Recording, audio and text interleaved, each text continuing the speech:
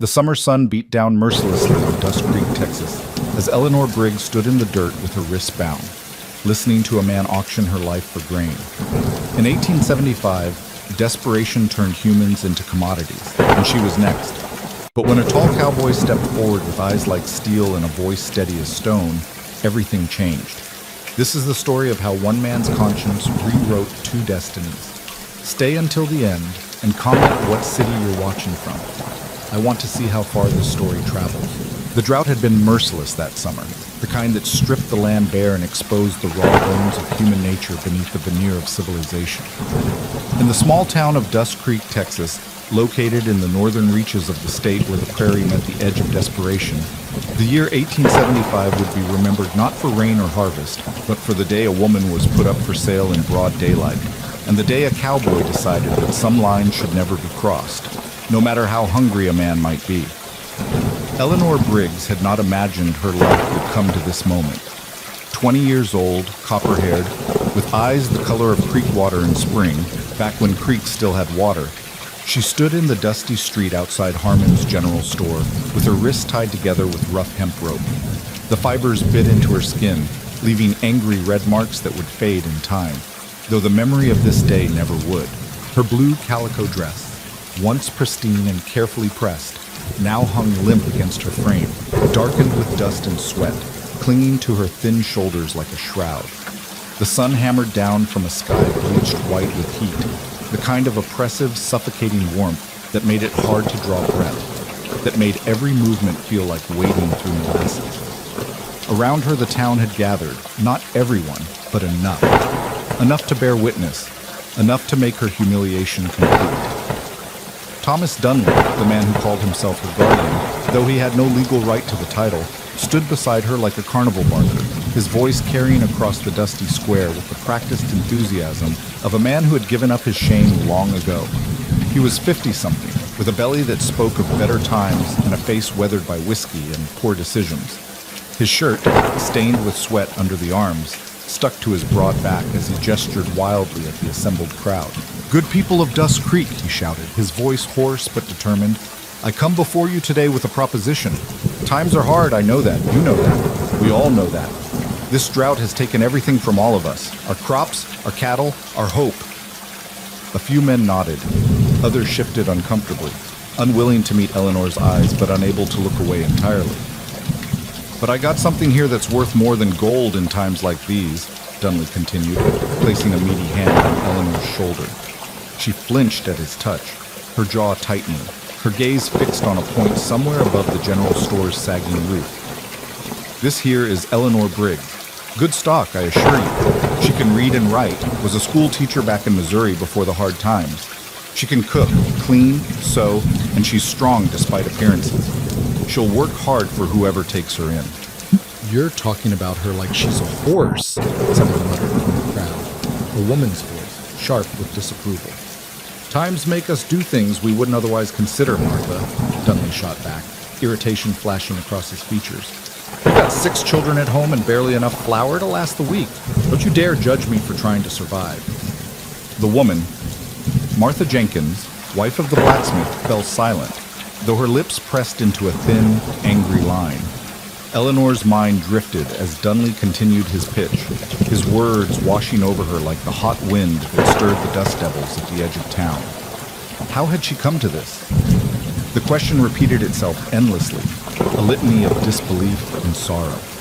6 months ago, she had been in St. Joseph, Missouri, teaching 12 children their letters in a one-room schoolhouse, living with her aunt in a modest but respectable home.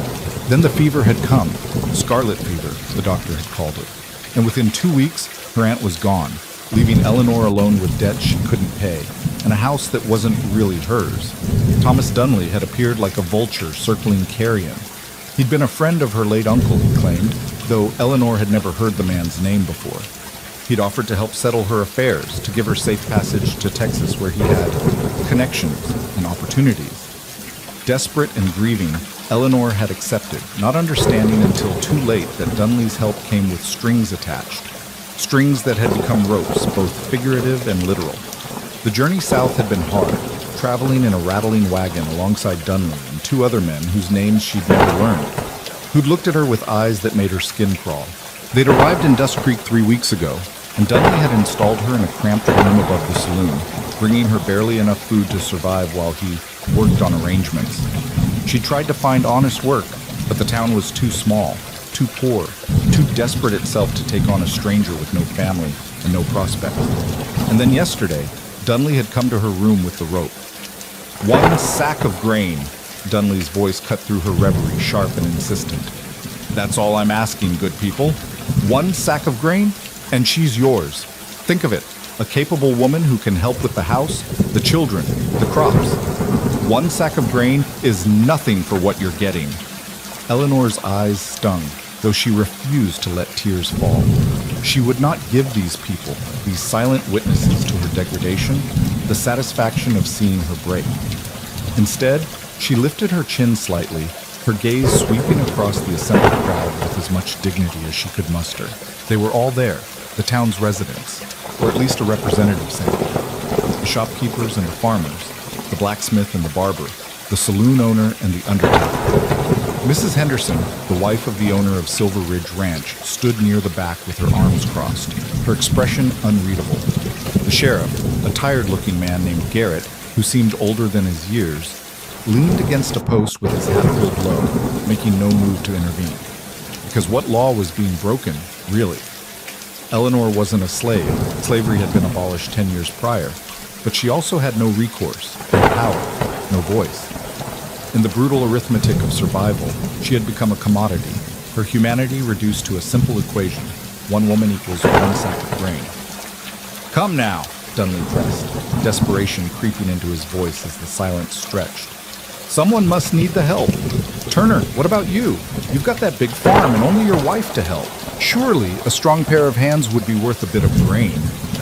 Abel Turner, a weathered man with a tobacco-stained beard, shifted his weight and looked away.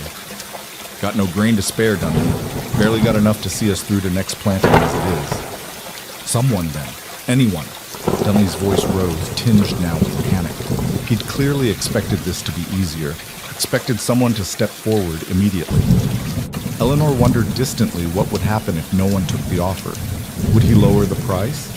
Try another town? Or something worse?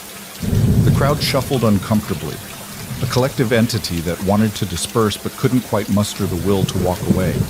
It was like watching an accident, horrifying, but impossible to ignore.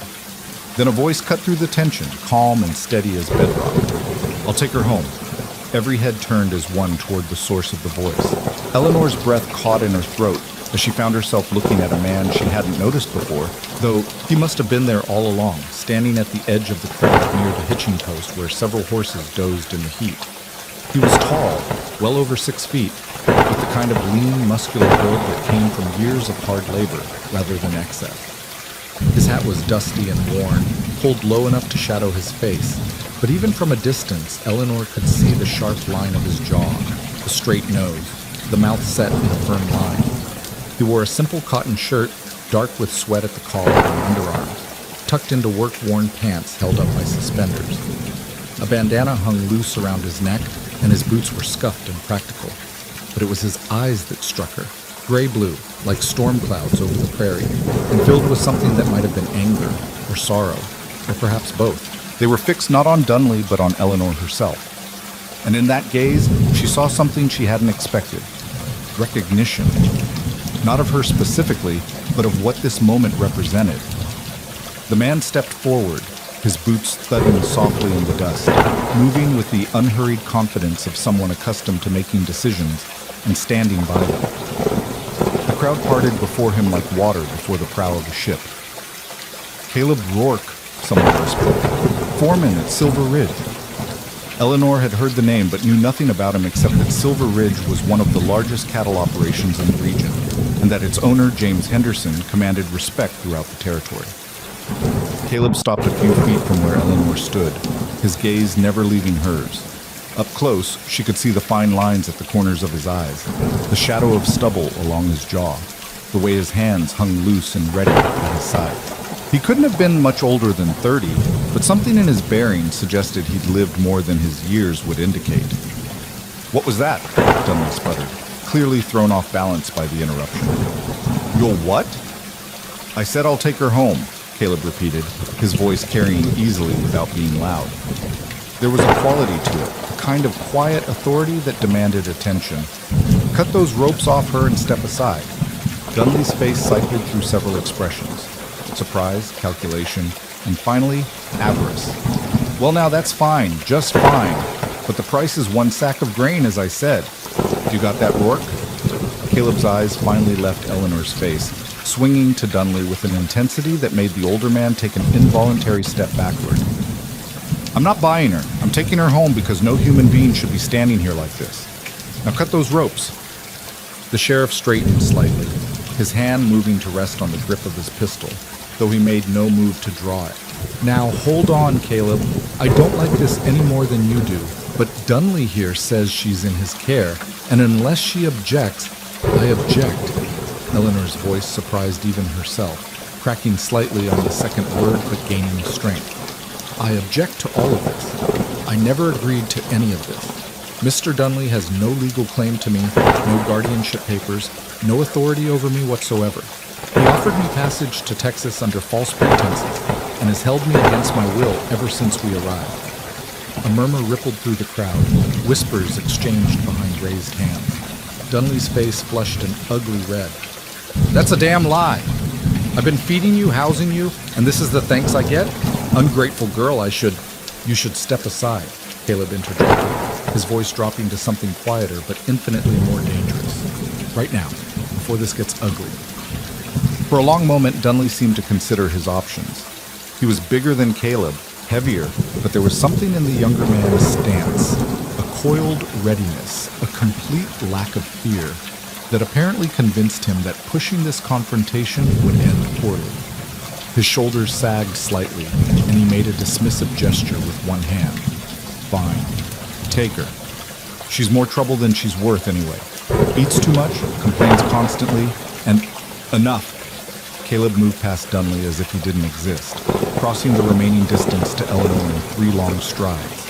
From his belt, he drew a knife, not threateningly, but purposefully, and Eleanor found herself holding perfectly still as he reached for her bound wrist.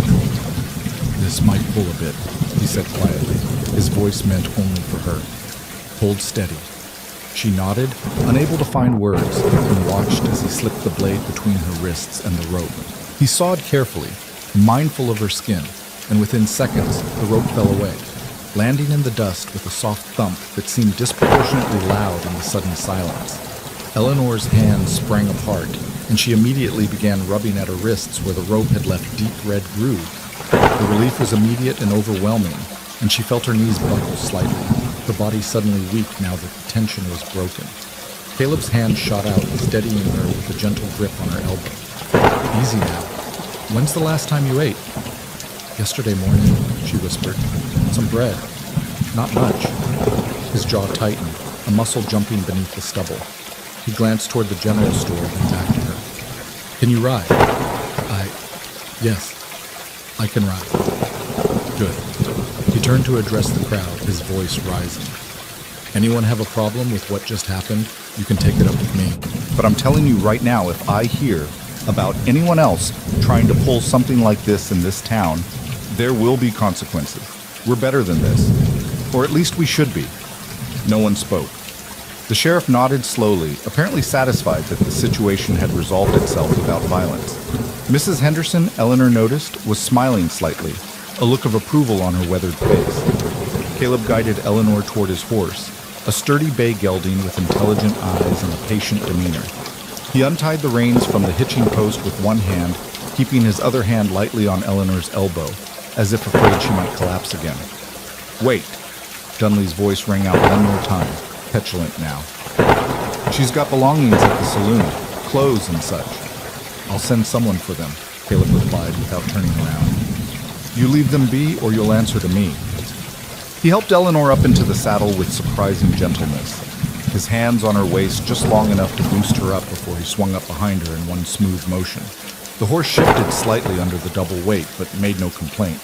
As Caleb urged the gelding forward, Eleanor found herself acutely aware of the solid warmth of his chest against her back, the strength in the arms that reached past her to hold the reins. She could smell sun-warmed cotton and leather, and underneath that, something clean and fundamentally human that made her feel, for the first time in weeks, safe.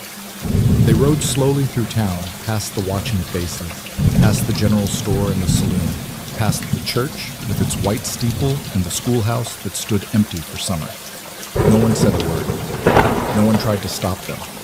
The only sound was the rhythmic clop of the horse's hooves and the distant cry of a hawk circling overhead. Once they cleared the edge of town, Caleb urged the horse into an easy canter, and the hot wind that had felt suffocating in town suddenly became almost refreshing, stirring Eleanor's hair and drying the sweat on her forehead. She closed her eyes for a moment, letting the motion of the horse and the fading adrenaline wash over her. "You all right?"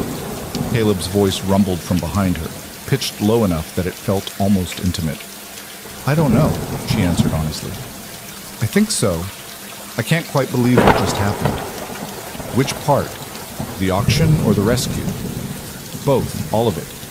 She paused, gathering courage, then asked the question that had been burning in her mind since he'd first spoken.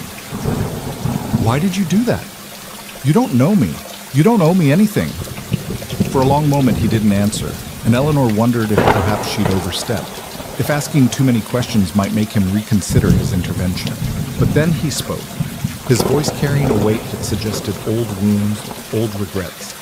"Because no decent man could stand there and do nothing. Because I've seen what happens when good people stay silent. Because someone had to step forward, and today, I guess that someone was me." It wasn't the answer she'd expected.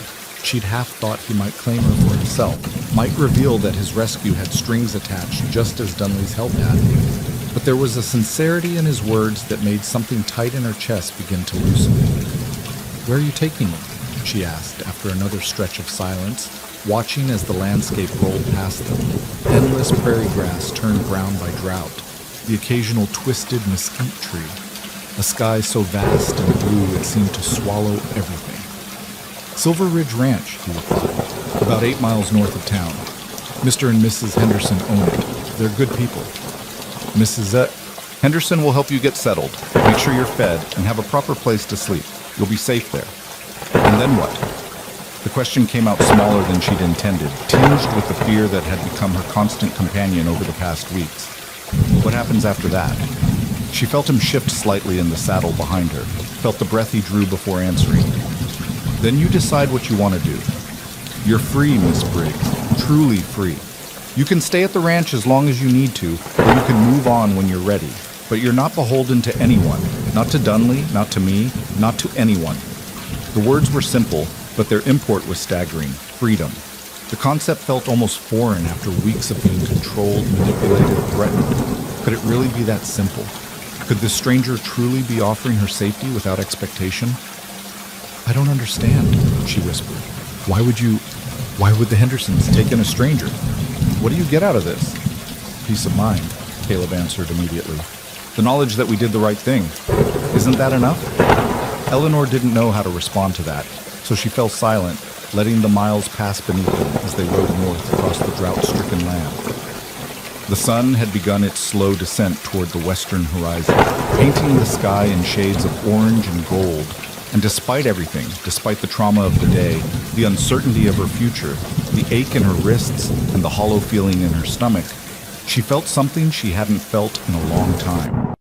Hope. Silver Ridge Ranch appeared on the horizon gradually, resolving itself from a distant smudge into a collection of buildings nestled in a shallow valley where a creek bed wound like a dry scar through the landscape.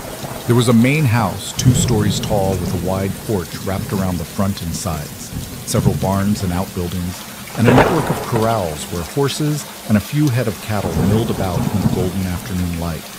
As they drew closer, Eleanor could see more details. The vegetable garden beside the house, struggling but alive despite the drought. The windmill turning slowly in the breeze. A woman in a practical dress and apron standing on the porch, one hand shading her eyes as she watched their approach. Mrs. Henderson, for Eleanor assumed this was she, was perhaps 50, with steel-gray hair pulled back in a severe bun, and a face that spoke of strength tempered by kindness. She descended the porch steps as Caleb guided the horse into the yard, her expression shifting from curious to concerned as she took in Eleanor's disheveled appearance. Caleb dismounted first, then reached up to help Eleanor down. Her legs wobbled when her feet hit the ground, and she gripped his forearm for support, embarrassed by her weakness, but unable to deny its reality. "Margaret," Caleb addressed Mrs. Henderson with a slight nod. "This is Eleanor Briggs. She's had a rough day and could use some help." Mrs. Henderson's eyes narrowed as they swept over Eleanor, the torn dress, the marks on her wrist, the hollow look of hunger and fear. Her lips pressed into a thin line, and when she spoke, her voice carried a hint of steel beneath the warmth. "What happened?" "Dunley tried to sell her in town," Caleb said bluntly. "Auction style, for a sack of grain." Mrs. Henderson's expression darkened, a flush of anger coloring her cheeks. "That snake, I always knew he was no good. But this?" She shook her head, then turned her full attention to Eleanor, her features softening. "Well, you're safe now, child. Come on inside. Let's get some food in you and see about those wrists." Eleanor opened her mouth to thank her, to explain, to apologize for the imposition, but Mrs. Henderson waved away whatever she'd been about to say. "No need for words right now. Come." With gentle insistence, the older woman guided Eleanor toward the house, one arm around her shoulders in a maternal gesture that made Eleanor's throat tighten with unexpected emotion. On the threshold, Eleanor paused and looked back at Caleb, who stood in the yard holding his horse's reins, watching her with an expression she couldn't quite read. "Thank you," she managed, her voice barely above a whisper. "I don't know how to repay—" "Don't worry about that now," he interrupted gently. "Just rest. We'll talk later." Then Mrs. Henderson was pulling her inside into the blessed coolness of the house, and Eleanor let herself be led, let herself accept this unexpected kindness, even as part of her mind whispered that nothing came free, that there must be some catch, some expectation. But as Mrs. Henderson settled her at a large wooden table in a spacious kitchen that smelled of bread and herbs, as the older woman bustled about gathering food and water and clean cloth for her wrists, Eleanor found herself wanting to believe, wanting to trust that perhaps, just perhaps, not everyone in this hard world was out to exploit her. That kindness existed even in the midst of drought and desperation. Through the kitchen window, she could see Caleb leading his horse toward one of the barns, his movements efficient and unhurried. She watched him disappear into the shadowed interior and found herself wondering about him, about the man who had stepped forward when no one else would, who had cut her ropes and offered her freedom without asking for anything in return. Who was Caleb Rourke, really? What had shaped him into someone who would make such a stand? And what did he see when he looked at her? A victim to be pitied, a problem to be solved, or something else entirely? Mrs.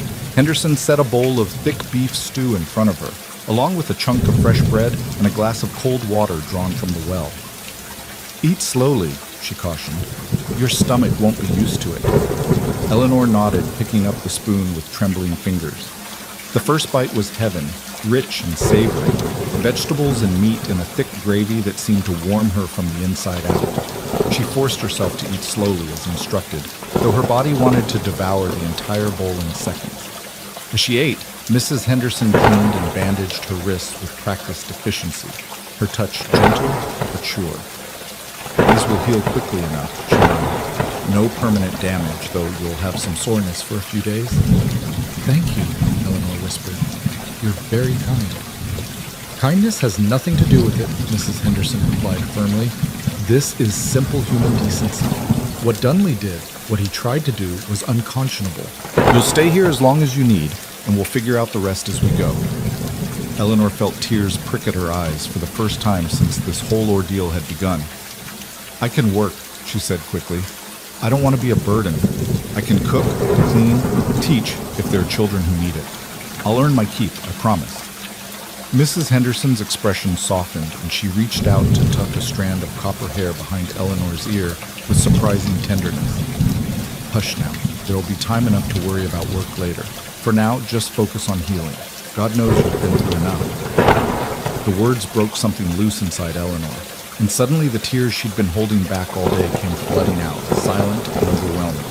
She bent forward over her bowl, shoulders shaking, as weeks of fear and humiliation and desperation finally found release. Mrs. Henderson said nothing, just moved closer and rested one work-roughened hand on Eleanor's shoulder, offering comfort without demanding anything in return. And in that moment, in that sun-filled kitchen in the middle of drought-stricken Texas, Eleanor Briggs began to understand that perhaps her story wasn't over after all, that perhaps, against all odds, this might be a beginning rather than an ending. Outside, the sun continued its descent toward the horizon, painting the dry land in shades of gold and amber. Somewhere in the barns, Caleb Rourke unsaddled his horse and thought about the woman with copper hair and frightened eyes, and wondered what tomorrow would bring. And in the town of Dust Creek, 8 miles south, the citizens dispersed to their homes and their worries, already beginning to forget about the auction that had taken place in their midst, already moving on to the next crisis, the next struggle for survival. But Eleanor would never forget, and neither would Caleb. And in the days and weeks to come, the ripples from that hot summer afternoon would spread outward in ways neither of them could have anticipated, changing lives and futures in ways both subtle and profound. For now, though, there was food and safety, clean water and gentle hands, the promise of a bed with clean sheets, and the absence of fear. For now, that was enough. It was more than enough. It was everything. Eleanor woke to the sound of roosters crowing and the pale gray light of dawn filtering through white cotton curtains. For a disorienting moment, she couldn't remember where she was. The bed beneath her was too soft, the sheets too clean, the air too quiet, and panic fluttered in her chest like a trapped bird. Then memory returned in a rush. The auction, Caleb Rourke, the ride to Silver Ridge, Mrs. Henderson's gentle hands tending her wound. She sat up slowly, her body protesting with a symphony of aches and pains that spoke to weeks of poor sleep and insufficient food. The room around her was simple but comfortable. Whitewashed walls, a sturdy dresser with a wash basin and pitcher, a chair by the window, and the bed she currently occupied with its quilt pieced together from dozens of different fabrics in a pattern that must have taken months to complete.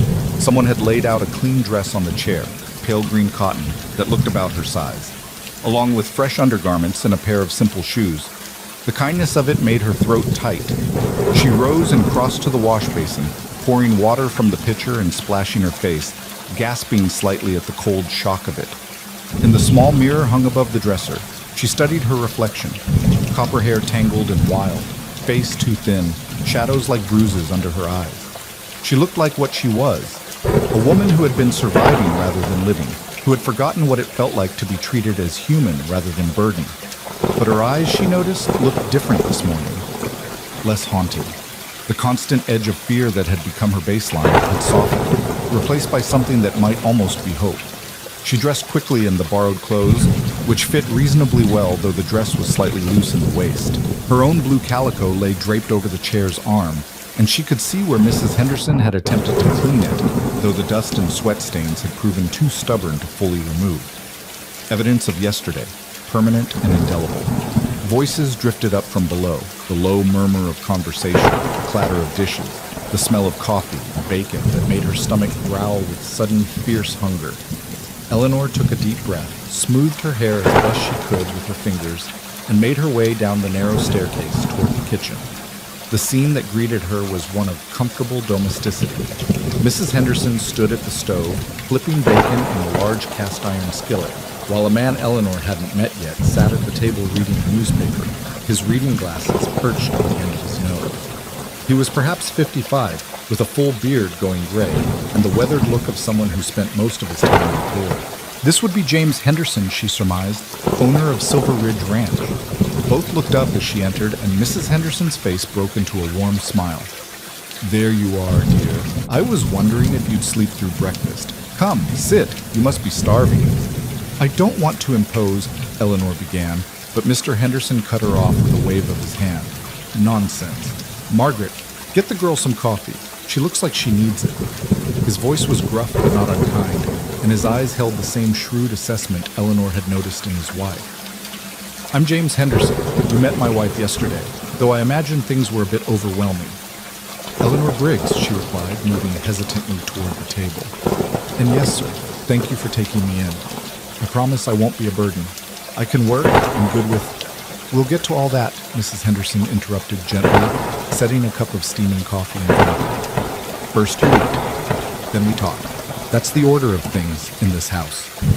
Eleanor wrapped her hands around the cup, grateful for its warmth despite the already climbing temperature outside. She sipped carefully, letting the bitter heat of it ground her in the moment, in the reality of her situation. She was safe.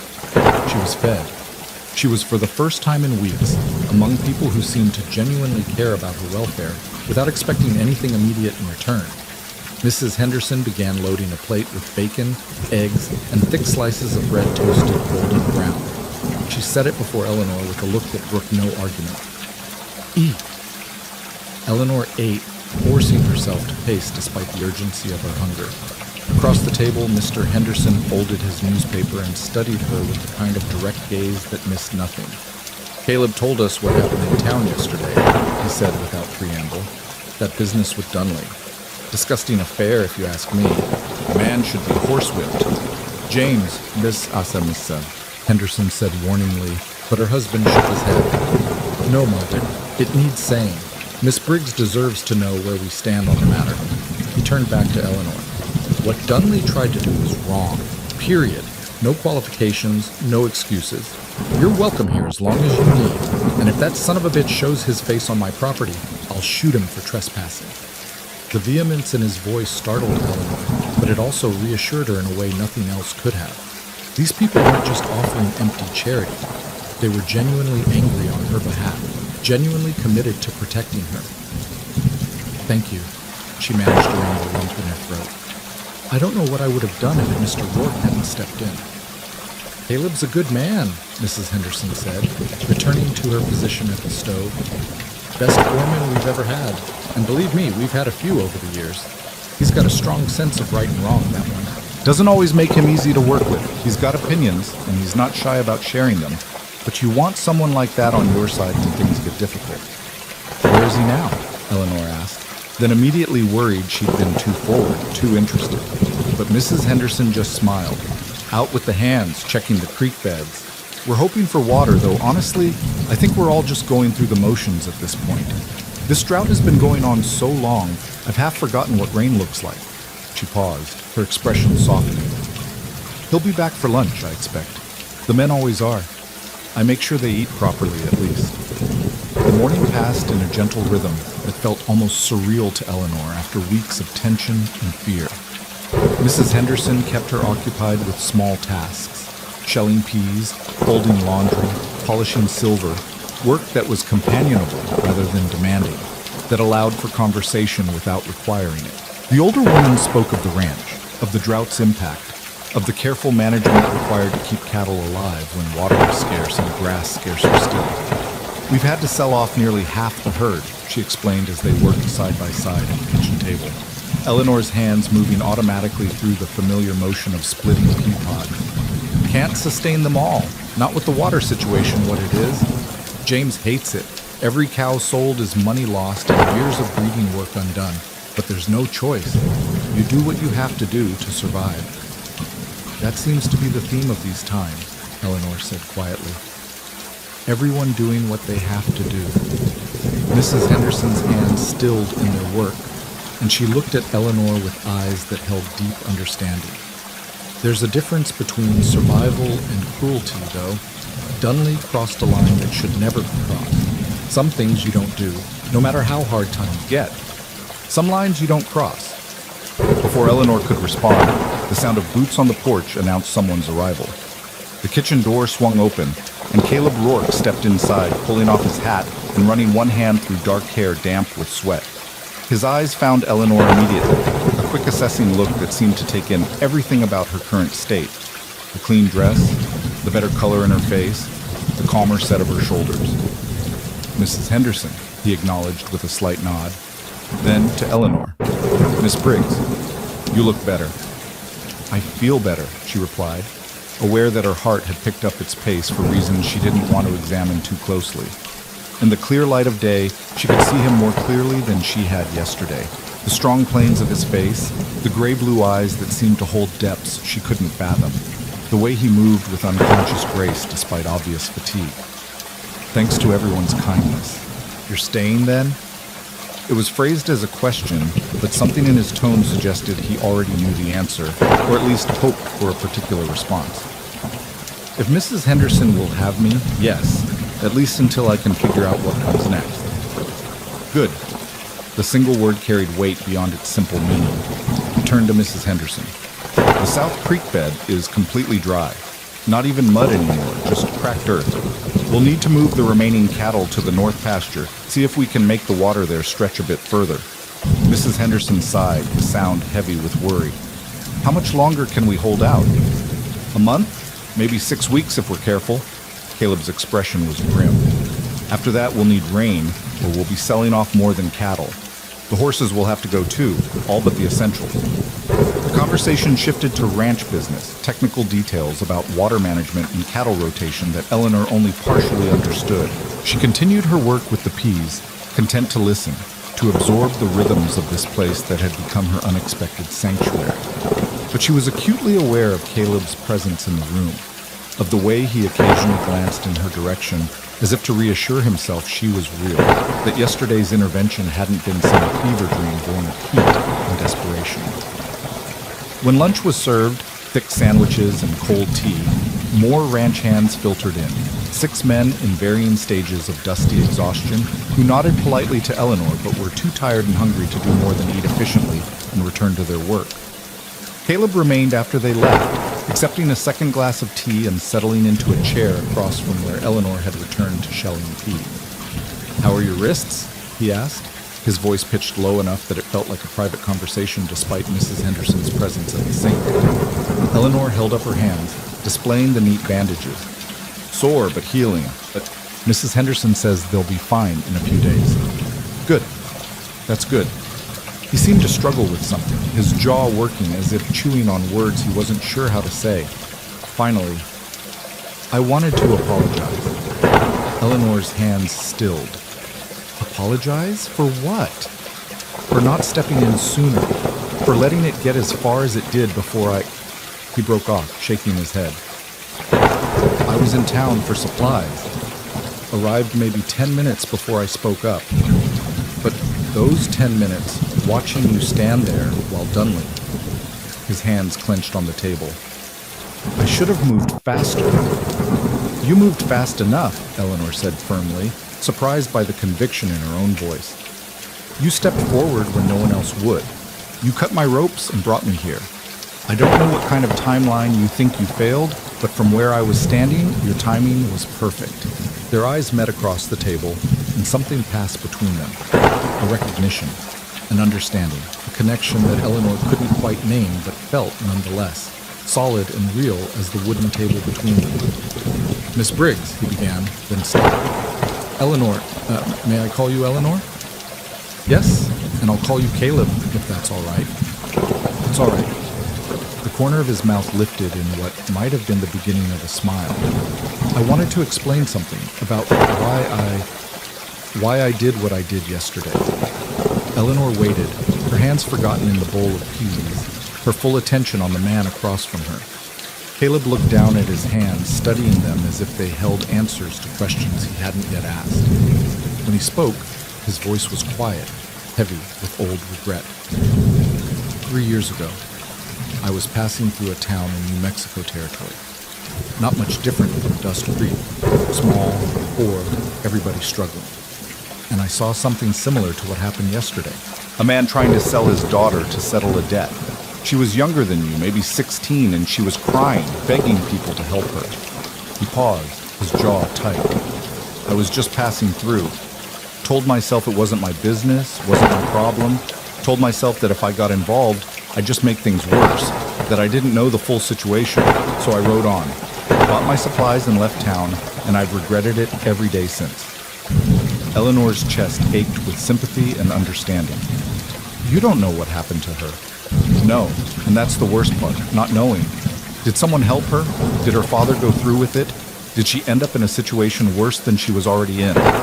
He finally looked up, meeting Eleanor's gaze with eyes that held genuine pain. I swore to myself that if I ever saw something like that again, I wouldn't make the same mistake. I wouldn't ride past. I wouldn't tell myself it wasn't my problem. So when you saw me, when I saw you, I saw her. I saw that chance I didn't take 3 years ago. And I knew that if I walked away again, if I let it happen again, I wouldn't be able to live with myself. His voice dropped even lower. You asked yesterday why I would help you. That's why. Not because I'm particularly noble or good, but because I'm trying to fix a mistake I made when I should have known better.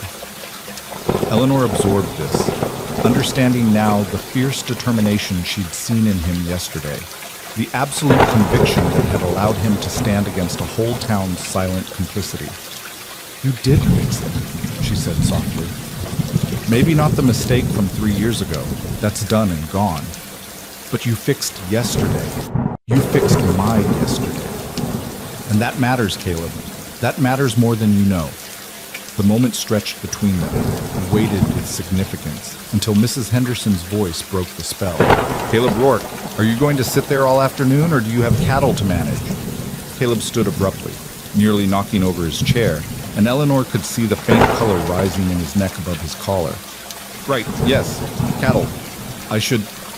He grabbed his hat from the table, nodded to both women, and strode toward the door with the kind of purposeful movement that suggested escape as much as duty.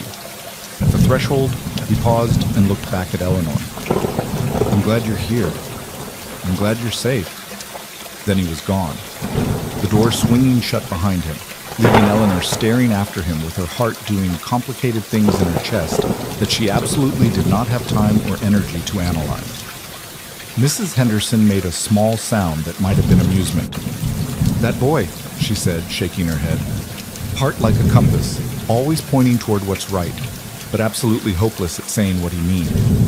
He seemed clear enough to me, Eleanor said, returning her attention to the peas with more focus than the task really required.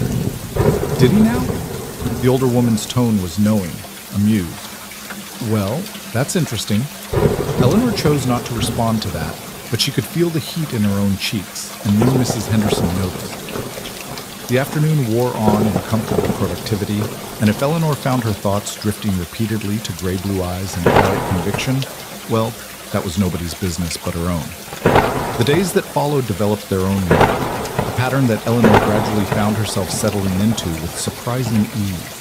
She rose with the sun, helped Mrs. Henderson with breakfast for the ranch hands, then spent her days assisting with the endless domestic tasks that kept a household of this size functioning. There was cooking and cleaning, mending and washing, tending the struggling vegetable garden and feeding the chickens that pecked and clucked in their enclosed yard behind the barn.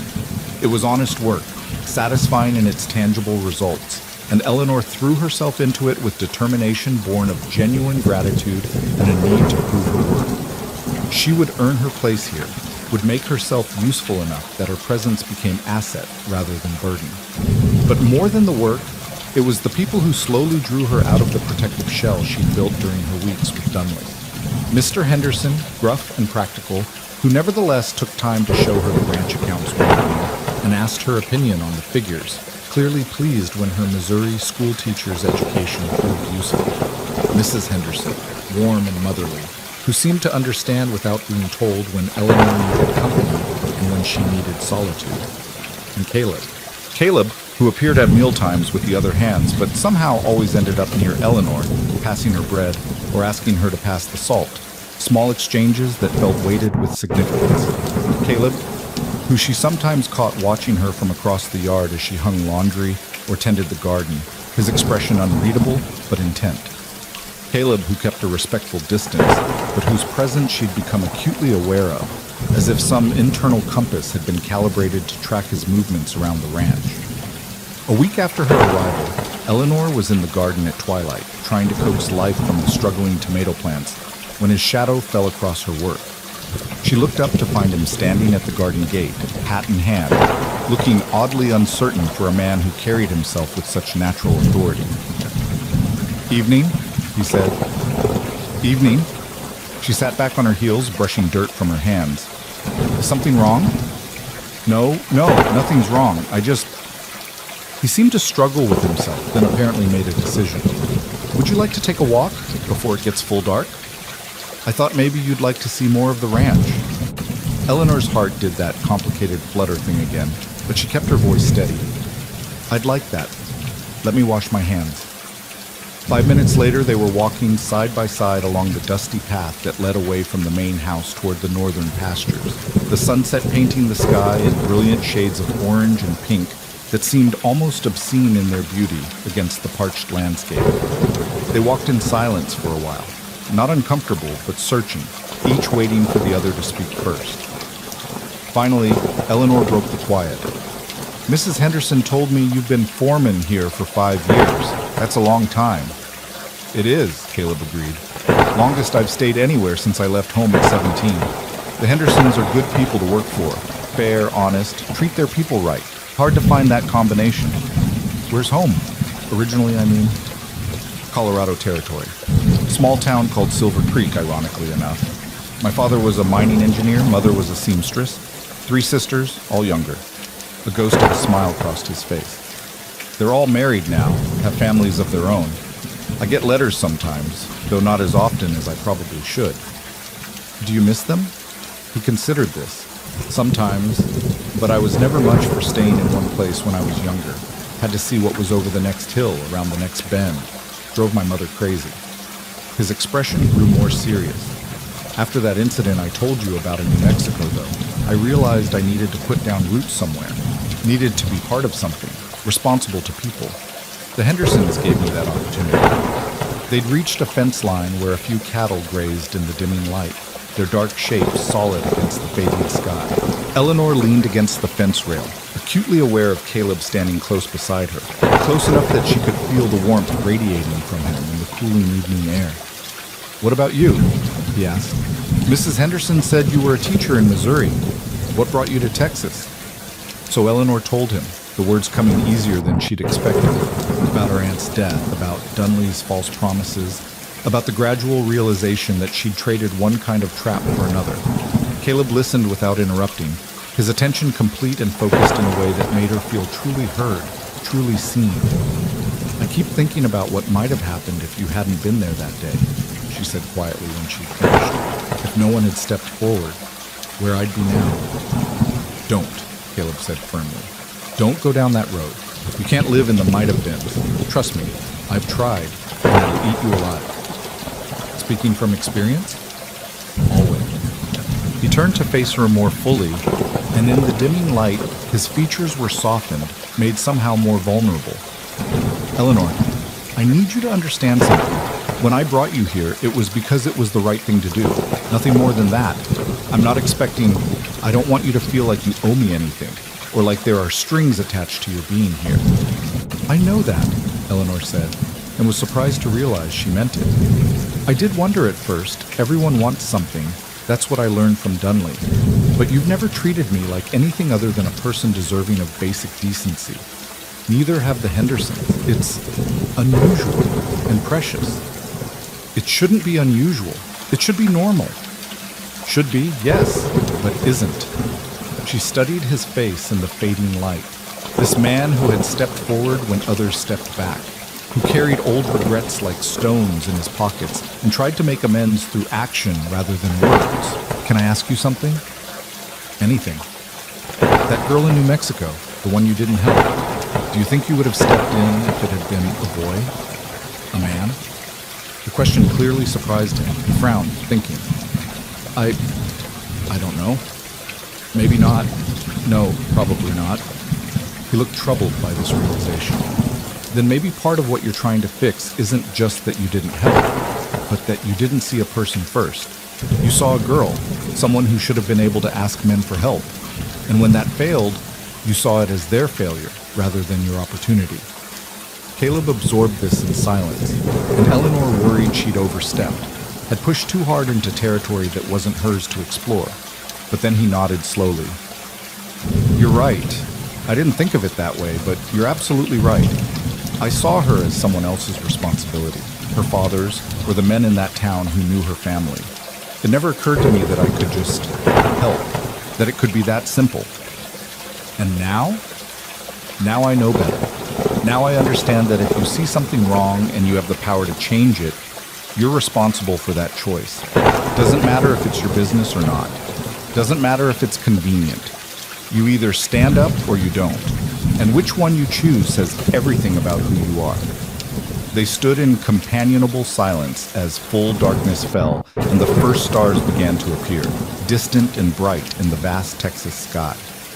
Eleanor felt something shift in her chest, a loosening of the tight knot of fear and suspicion that had become her constant companion. For the first time since her aunt's death, she felt like herself again. Not a victim, not a burden, just Eleanor Briggs, 20 years old, standing beside a good man under a canopy of stars. "We should head back," Caleb said eventually, though he made no immediate move to go. "Mrs. Henderson will worry." "She worries about everyone," Eleanor observed. "Like a mother hen with too many chicks." "That's exactly what she is. It's one of the things I respect most about her. She's got enough love and worry to spread around to everyone on this ranch. And she does it without complaint." He paused. "You remind me of her sometimes." "Me? You've got that same quality. Even after everything you've been through, you're helping with the cooking, tending the garden, asking Mrs. Henderson what else needs doing. You're thinking about others even when you're still healing yourself." Eleanor didn't know how to respond to that, so she simply said, "I like to be useful." They walked back to the house slowly, neither seeming eager to end the conversation. At the porch steps, Caleb paused and turned to her, his expression serious in the lamplight spilling from the window. "I'm glad you're here, Eleanor. And not just because I helped you get here. I'm glad because you're you. Because having you here makes this place better. Makes me think about things differently." Her breath caught.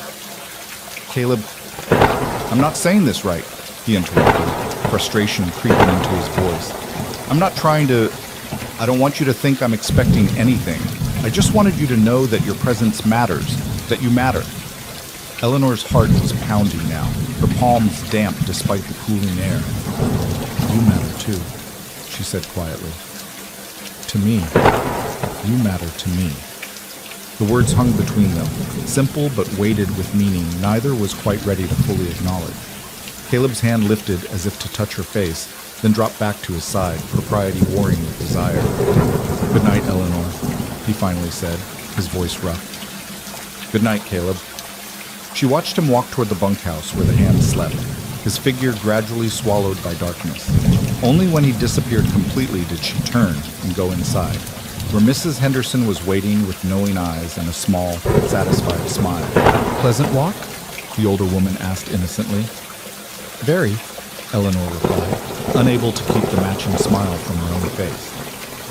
The next 2 weeks passed in a blur of sun-scorched days and star-filled nights, of hard work and simple pleasures, of gradually building confidence and slowly unfurling hope. Eleanor's wrists healed completely, leaving only faint marks that would fade with time. Her face filled out as regular meals became normal rather than luxury, and color returned to her cheeks. She laughed more easily, spoke more freely, and began to remember what it felt like to exist without constant fear. And through it all, Caleb was there, not hovering, not presuming, but present in a way that felt both steady and significant. They fell into a pattern of evening walks, casual conversations that ranged from the mundane to the philosophical, silences that grew increasingly comfortable. He told her about his travels before settling at Silver Ridge, about the things he'd seen and the lessons he'd learned. She told him about her life in Missouri, about the joy she'd found in teaching, about her dreams of someday having her own school again. They didn't speak of feelings, didn't address the growing tension between them, the awareness that colored every interaction. But it was there, undeniable as the drought, as certain as the sunset, growing stronger with each passing day until Eleanor could barely remember what her life had felt like before Caleb Rourke had stepped forward and changed everything. One evening, nearly 3 weeks after her arrival at Silver Ridge, Eleanor was helping Mrs. Henderson with the supper dishes when the older woman spoke without preamble. "He's falling in love with you, you know. Has been since the day he brought you here." Eleanor's hand stilled in the washroom. "Mrs. Henderson." "Oh, don't Mrs. Henderson me in that tone." "I've got eyes, girl, and I've known Caleb Rourke for 5 years. I've never seen him look at anyone the way he looks at you." She fixed Eleanor with a direct stare. "Question is, how do you feel about him?"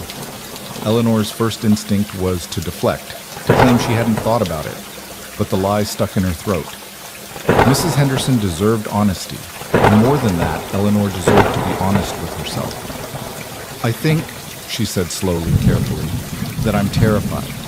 Because I care about him more than I expected to, more than I probably should, given how recently we met. But everything that happened with Dunley, everything I went through, it made me wary of trusting my own judgment. What if I'm just grateful? What if I'm confusing rescue with affection? Mrs. Henderson made a dismissive sound. Honey, do you feel the same way about James? He gave you shelter too. What about me? He fed you, clothed you, took you in. Do you have romantic feelings for us? Of course not. That's different. Is it? Or is it that you're looking for reasons to deny what you feel because you're scared? The older woman's voice softened. I understand fear, Eleanor. God knows we all got our share of it. But don't let what Dunley did steal more from you than he already had. Don't let him take away your chance at happiness because you're afraid to trust your own heart. Eleanor swallowed hard against the tightness in her throat. What if I trust it and I'm wrong? What if I let myself care and it all falls apart? Then it falls apart, and you pick up the pieces and move on. That's what we do. We survive. We endure. We keep going. Mrs. Henderson placed a soapy hand on Eleanor's shoulder. But what if you're right? What if this thing growing between you and Caleb is real and true, and worth taking a risk for? Are you really going to let fear keep you from finding out? The question stayed with Eleanor long after the dishes were done, after she'd climbed the stairs to her borrowed room, after she'd changed into her nightgown and settled into bed. Sleep eluded her as she stared at the ceiling, thinking about choices and chances, about the difference between foolish trust and brave vulnerability. She thought about Caleb's eyes, gray-blue and earnest, about his hands, work-roughened but gentle when they'd cut her ropes, about his voice when he said her name, like it was something precious, about the way he listened when she spoke, like every word mattered, like she mattered. And she thought about herself, about who she'd been before Dunley's betrayal, and who she was becoming here at Silver Ridge, about strength and survival, about healing and hope, about the quiet courage it took to risk your heart after it had been battered.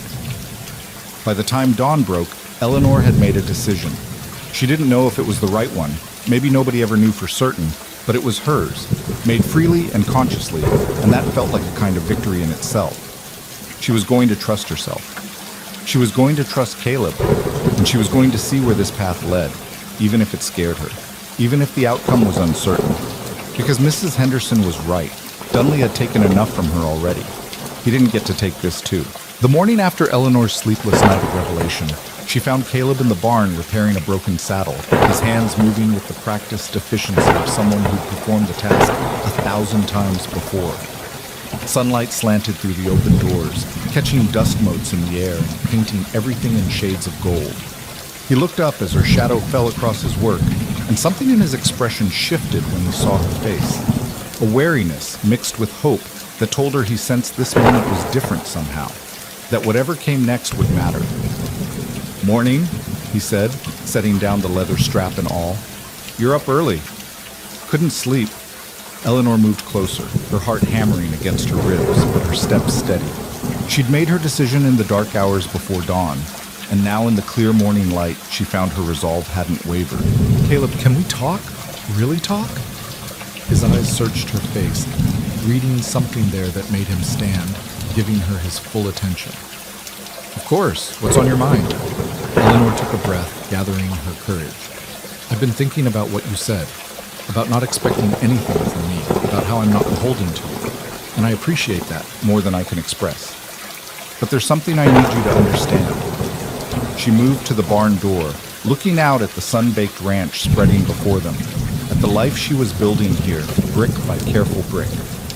Caleb followed, standing close enough that she could feel his presence like warmth against her back, but still maintaining that respectful distance he'd kept since the beginning. "When you cut those ropes," Eleanor continued, her voice steady despite the emotion building in her chest, "you didn't just free my hands. You gave me back something I'd lost. The ability to believe that good people still existed, that kindness wasn't always transactional, that a man could help a woman without expecting to own her afterward." She turned to face him, meeting those gray-blue eyes directly. "You gave me back my faith in humanity, Caleb. And more specifically, you gave me back my faith in myself. in my ability to judge character, to trust my instincts. Caleb's expression was carefully controlled, but she could see the tension in his shoulders, the way his hands had curled slightly at his sides. Eleanor, let me finish. She took another steadying breath. Mrs. Henderson asked me last night how I felt about you, and I realized I'd been afraid to even ask myself that question because I was scared my answer would be wrong, that I'd be confusing gratitude with affection, rescue with love. The word hung between them, stark and honest. But I've had 3 weeks now to sort through my feelings. 3 weeks of watching you, talking with you, learning who you are beyond the man who stepped forward that day in town. And what I've learned is that my gratitude and my affection aren't the same thing at all. They just happen to both be directed at you. She saw his throat work as he swallowed, saw the way his chest rose and fell with carefully controlled breathing. But he said nothing, letting her speak, giving her the space to finish what she'd started. I care about you, Caleb Rourke, Eleanor said simply, the words feeling both terrifying and liberating. Not because you saved me, though I'll always be grateful for that, but because of who you are. Because you're kind without being soft, strong without being cruel, principled without being rigid. Because you listen when I talk and you make me laugh, and you look at me like I'm a person worth knowing, not a problem to be solved or a burden to be managed. Her voice dropped lower, more intimate. I care about you, and I needed you to know that. Not because I expect anything in return, but because keeping it to myself felt like a different kind of dishonesty.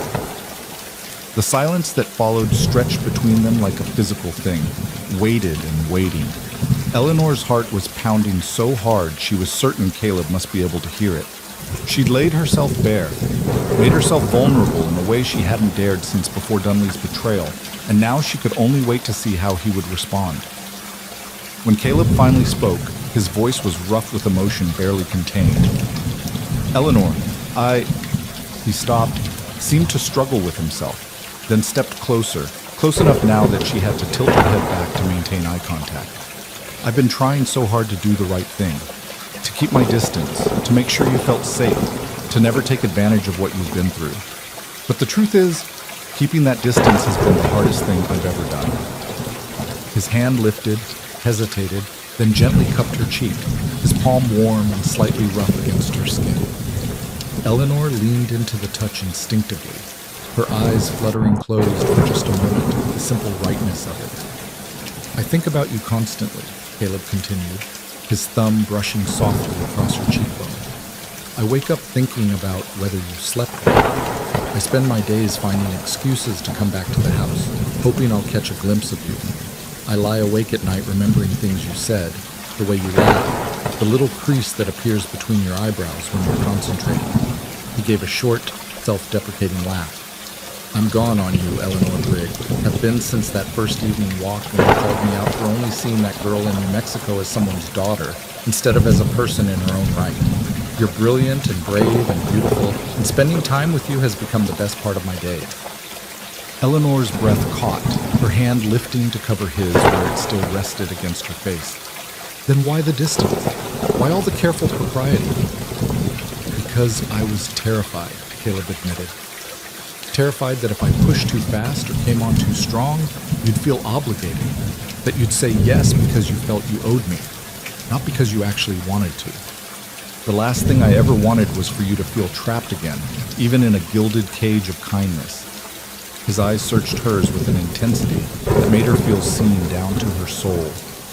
I needed you to have time and space to heal, to figure out what you wanted without pressure from me. Even if what you wanted was to leave, to build a life somewhere else, with someone else.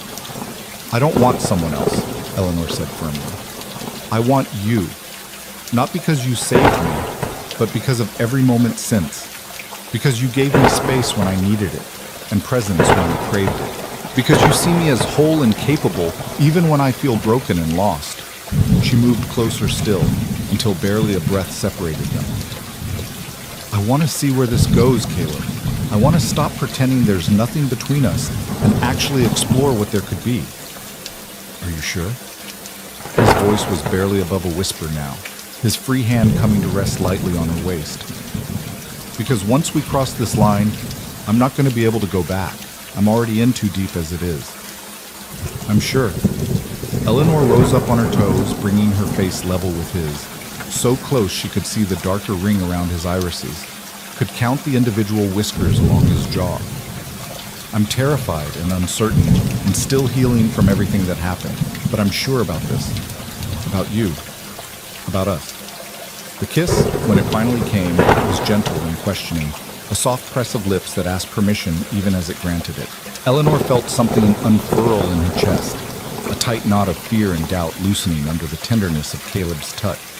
His arms came around her, careful but secure, holding her close without constraining her, and she let herself sink into the embrace, into the moment, into the terrifying and wonderful reality of allowing herself to feel again.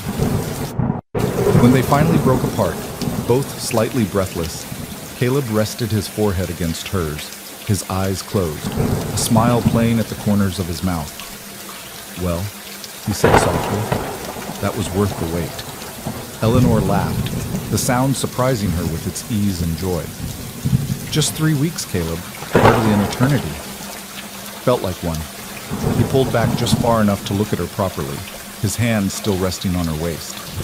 "Eleanor, I need you to know that this doesn't change anything about your place here. You're still free to stay or go as you choose. Still free to change your mind if..." She silenced him with another kiss, this one more confident, more certain. "Stop trying to give me an exit before we've even started," she murmured against his lips. "I know what I'm choosing. Trust me to make my own decisions. I do trust you. It's myself I'm not sure about. Whether I can be what you need, whether..." "Caleb!" Eleanor cupped his face in both hands, making him look at her. "You already are what I need. You're honest and kind and good. You challenge me to think differently and support me when I'm struggling. You make me feel safe without making me feel helpless. What more could I possibly need?" His expression softened into something that looked almost like wonder. "How did I get this lucky?" "We both got lucky," Eleanor corrected. "In the middle of drought and hardship and desperation, we found each other. That's not luck, that's grace."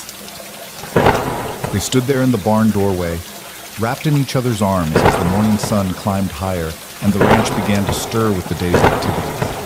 Eventually, the sound of Mrs. Henderson calling for breakfast broke the spell, and they reluctantly separated, though Caleb kept hold of Eleanor's hand as they walked toward the house.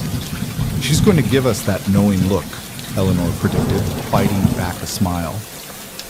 "She's been giving us that knowing look for 2 weeks now," Caleb replied, his thumb tracing circles on the back of her hand. "This will just confirm what she already suspected." He was right.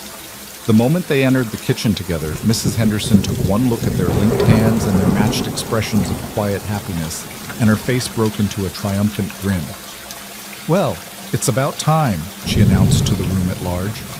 "I was beginning to think you two would dance around each other until the drought broke." Mr. Henderson looked up from his coffee, took in the situation with a single glance, and nodded approvingly. "Good, isn't that?" He raised his coffee cup in a small toast. "You have my blessing, for whatever that's worth, both of you." Eleanor felt warmth bloom in her chest at the casual acceptance, at the way these people who had become like family simply folded this new development into the fabric of their daily life without drama or complication. This was what family felt like, she realized. Not blood and obligation, but choice and care. The decision to support each other through whatever came. The days that followed took on a new quality, like the world had been repainted in brighter colors. Eleanor still helped Mrs. Henderson with household tasks, still tended the struggling garden and fed the chickens. But now there were stolen moments throughout the day, Caleb finding excuses to come by the house, their hands brushing as they passed in doorways, quiet conversations on the porch after supper while the stars emerged overhead. They talked about everything and nothing, sharing stories from their pasts and dreams for their futures. Eleanor told him about the students she'd taught in Missouri, about the satisfaction she'd found in watching understanding dawn on a child's face when they finally grasped a difficult concept. Caleb spoke of his travel, of the places he'd seen and the lessons he'd learned, of the gradual realization that home wasn't a place but a feeling, a sense of belonging he'd found here at Silver Ridge. "Do you miss teaching?" Caleb asked one evening as they sat on the porch steps, watching the sunset paint the sky in impossible shades of orange and crimson. Every day, Eleanor admitted, but there's no school here. The nearest one is in Dust Creek, and she trailed off, not needing to finish the sentence.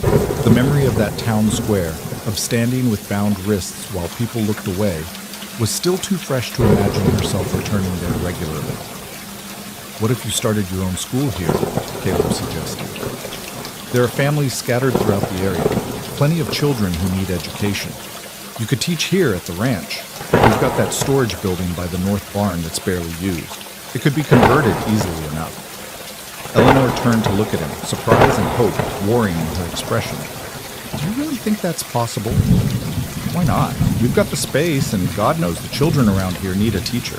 Most of them can barely read, let alone cipher or write properly. He took her hand, threading their fingers together. You've got the skills and the passion for it. Why shouldn't you put them to use? It's a beautiful thought, Eleanor said slowly, but I couldn't afford. The families would pay what they could, Caleb interrupted. Not much, maybe, with times being so hard, but between that and your room and board here, you'd manage. And more importantly, you'd be doing something you love, something that matters. He squeezed her hand gently. You don't have to decide now, just think about it. Eleanor did think about it, turning the idea over in her mind as she went about her daily task. A school of her own, built on her own terms, teaching children who genuinely needed what she had to offer. It felt like a dream, too good to be real, but the more she considered it, the more possible it seemed. She mentioned it to Mrs. Henderson one afternoon while they were preserving what little fruit the drought-stressed trees had managed to produce. The older woman's face lit up immediately. What a wonderful idea! Oh, Eleanor, you should absolutely do it. There are at least a dozen families within riding distance who would send their children. I'm certain of it. You don't think it's too ambitious? Too soon? I think it's exactly the right amount of ambitious at exactly the right time, Mrs. Henderson replied. You've spent 3 weeks healing, finding your feet again. Now it's time to start building the life you want, not just surviving in the life you've got. She paused in her work, fixing Eleanor with a knowing look. And having a purpose of your own, something that's yours apart from Caleb or this ranch, will only make your relationship stronger. You'll be two whole people choosing each other, not two half people trying to become complete. The wisdom in those words struck Eleanor deeply. Mrs. Henderson was right. She needed something that was hers, an identity beyond rescued woman, Caleb's sweetheart. Teaching had always made her feel most herself, most capable and confident. Why shouldn't she reclaim that? Over the next week, Eleanor threw herself into planning. She walked out to the storage building Caleb had mentioned, taking measurements and making notes. She compiled a mental list of families she'd heard mentioned, children of various ages who might benefit from formal schooling. She sketched out a basic curriculum, remembering her training from the teaching college in St. Louis, adapting it for the realities of ranch life and limited resources. Caleb helped however he could, offering to speak with families he knew, promising to help convert the building into a proper schoolroom during his spare time. Mr. Henderson donated lumber and supplies, refusing Eleanor's protests that it was too much. Consider it an investment in the community's future, he said gruffly. Smart children grow into capable adults, and God knows we need more of those. One afternoon, as Caleb and two of the ranch hands were cleaning out the storage building, Eleanor stood in the doorway watching them work, her mind already furnishing the space with desks and a blackboard, hearing the imagined sounds of children's voices raised in recitation. She was so lost in her vision of the future that she didn't hear Caleb approach until he spoke from directly behind her. Penny for your thoughts. Eleanor leaned back against him, letting his arms come around her waist, savoring the solid comfort of his presence. I was just imagining it all set up. Desks in rows, primers on the shelves, a globe by the window, children bent over their slates, practicing their letters. It's going to be wonderful, Caleb said with absolute conviction. You're going to be wonderful. Those children don't know how lucky they are. Eleanor turned in his arms, looping her own around his neck. I never thanked you properly for this, for encouraging me, for making it possible. You don't need to thank me. This is all you, Eleanor. Your dream, your work, your future. Our future, she corrected softly. If if you want it to be. Caleb's expression grew serious, his eyes searching hers with an intensity that made her breath catch. Is that what you want? A future with me? Yes. The word came without hesitation, without doubt. I know it's fast. I know we've only been whatever we are for a few weeks. But yes, Caleb. I want a future with you. I want to build this school and teach these children and come home to you at the end of every day. I want Sunday dinners with the Hendersons and evening walks under the stars and all the small, ordinary moments that make up a life. She paused, then added more quietly, I want to wake up beside you and fall asleep in your arms and everything in between. I want it all, if you do. For a moment, Caleb simply stared at her, his expression cycling through surprise, joy, and something that looked almost like disbelief. Then he was kissing her, deep and thorough, pouring everything he couldn't say into the press of his lips, the gentle demand of his mouth, the way his hands tangled in her hair and pulled her closer still. When they finally broke apart, both breathing hard, Caleb rested his forehead against hers and whispered, I want it all too, every bit of it, with you. They stood there in the doorway of what would become Eleanor's schoolhouse, wrapped in each other and in dreams of a future that had seemed impossible just a month ago. Around them, the drought-stricken ranch carried on with its daily rhythm. But in this moment, in this space between heartbeats and breaths, Eleanor felt richness beyond measure.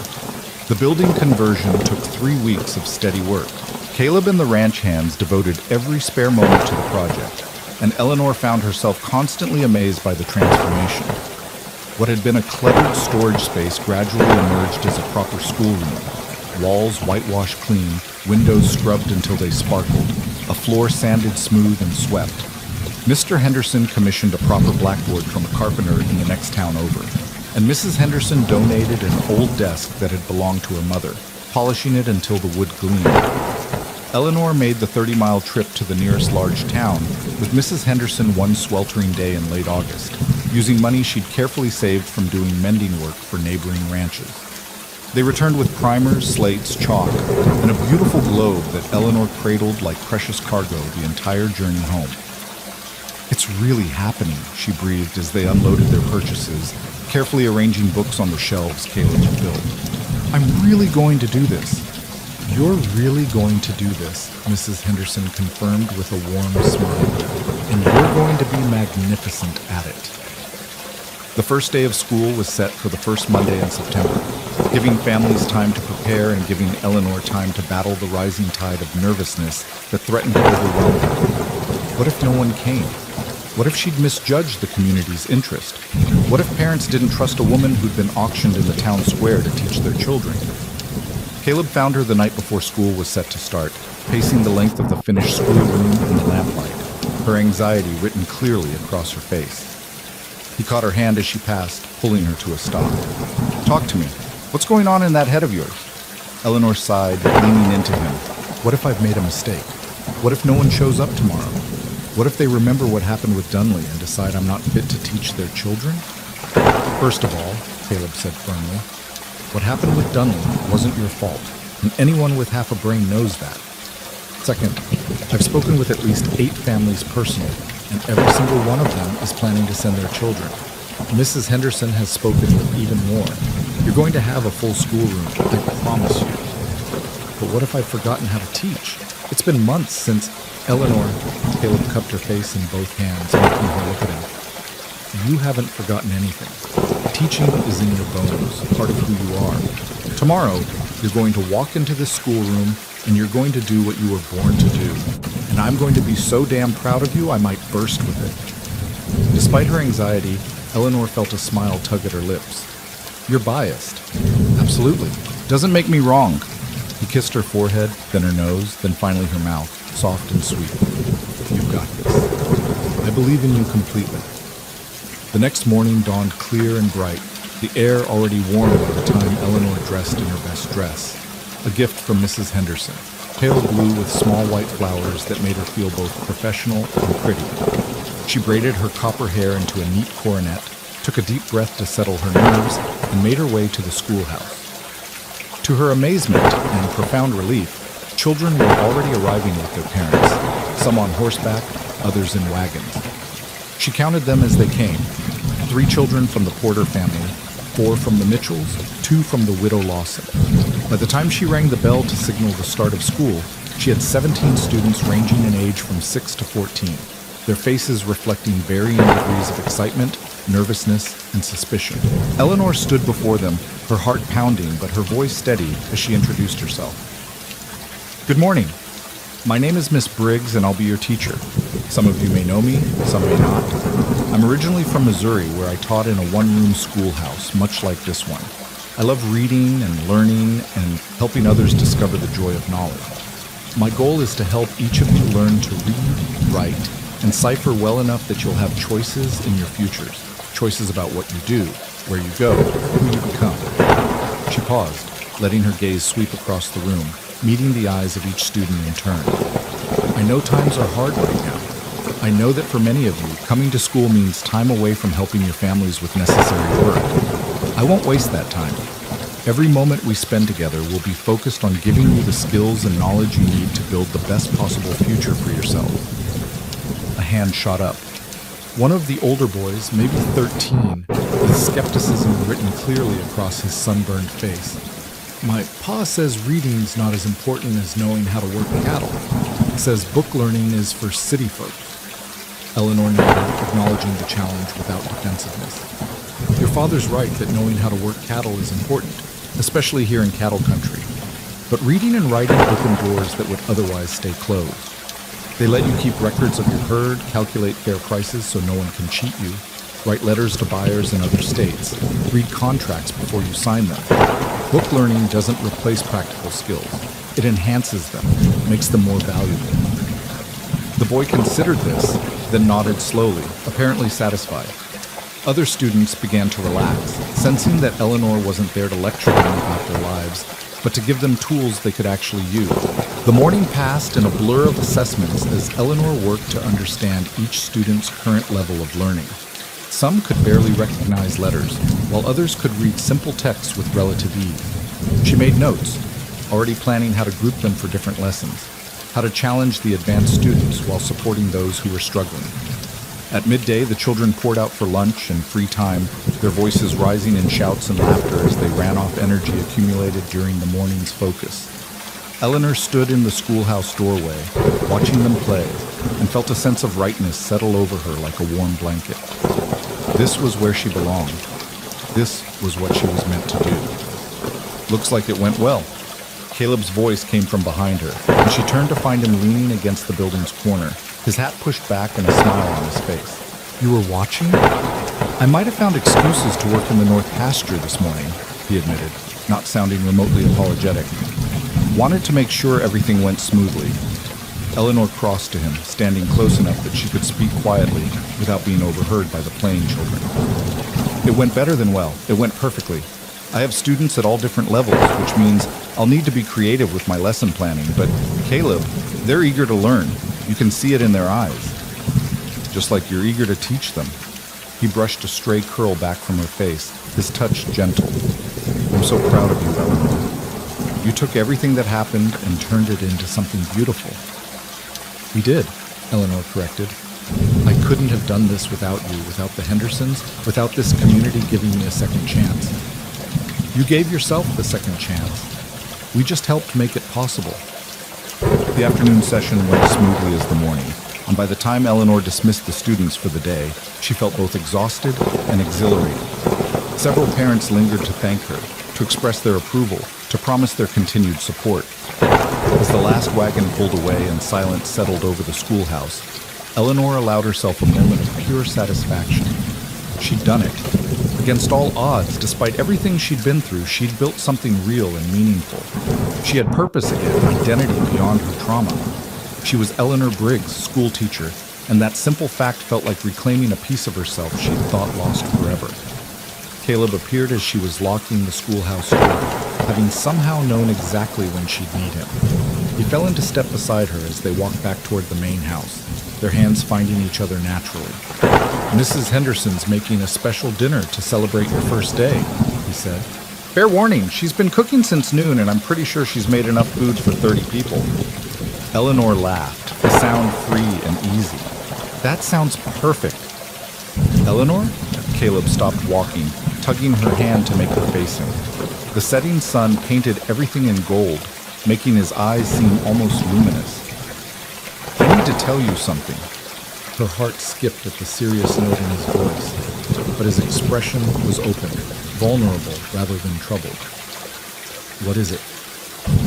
I love you. The words were simple, direct, delivered with the same quiet certainty he brought to everything else. I know we agreed to take things slow, to not rush, but I can't keep pretending I don't feel what I feel. I love you, Eleanor Briggs. I love your strength and your compassion, your intelligence and your determination. I love the way you bite your lip when you're thinking hard about something, and the way you laugh at my terrible jokes even when they're not funny. I love who you are and who you're becoming, and I needed you to know that. Eleanor felt tears prick at her eyes, but they were good tears, the kind born of overwhelming emotion rather than pain. I love you too, she whispered, the words feeling both monumental and natural, as inevitable as sunrise. I think I've loved you since that first evening walk. When you told me about the girl you didn't help, and I realized you were someone who carried his mistakes like lessons instead of making excuses for them. Caleb pulled her close, his arms coming around her with a certainty that made her feel cherished and safe. So we're doing this? Really doing this? We're already doing this, Eleanor pointed out, her voice muffled against his chest. Have been for weeks now. We're just finally saying it out loud. Then say it again, Caleb requested, pulling back just far enough to see her face. Please. I love you, Caleb roared, Eleanor said clearly, each word deliberate and true. I love you with everything I am and everything I'm becoming.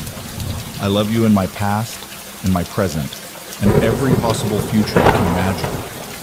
The kiss he gave her in response was unlike their previous kisses, deeper, more intense, flavored with the certainty of mutual love acknowledged and accepted.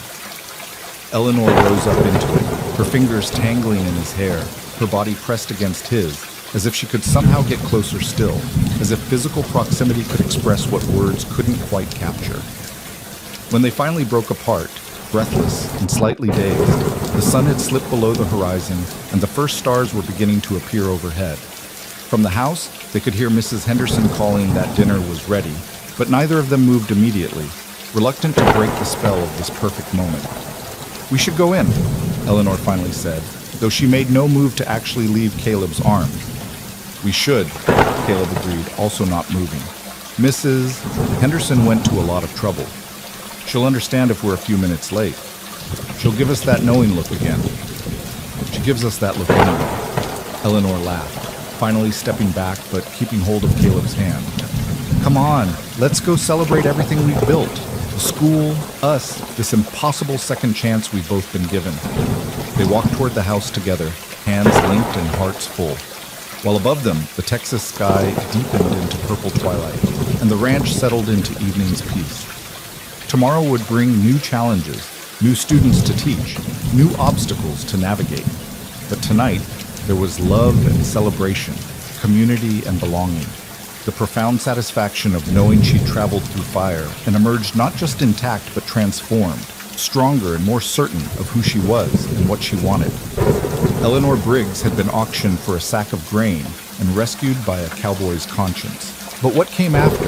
The healing and the growth, the love and the purpose that she'd built herself, brick by careful brick, choice by deliberate choice. And standing on the porch of Silver Ridge Ranch with Caleb beside her and her future spreading out before them like an unwritten book, she finally understood that sometimes the end of one story was really just the beginning of another, better one.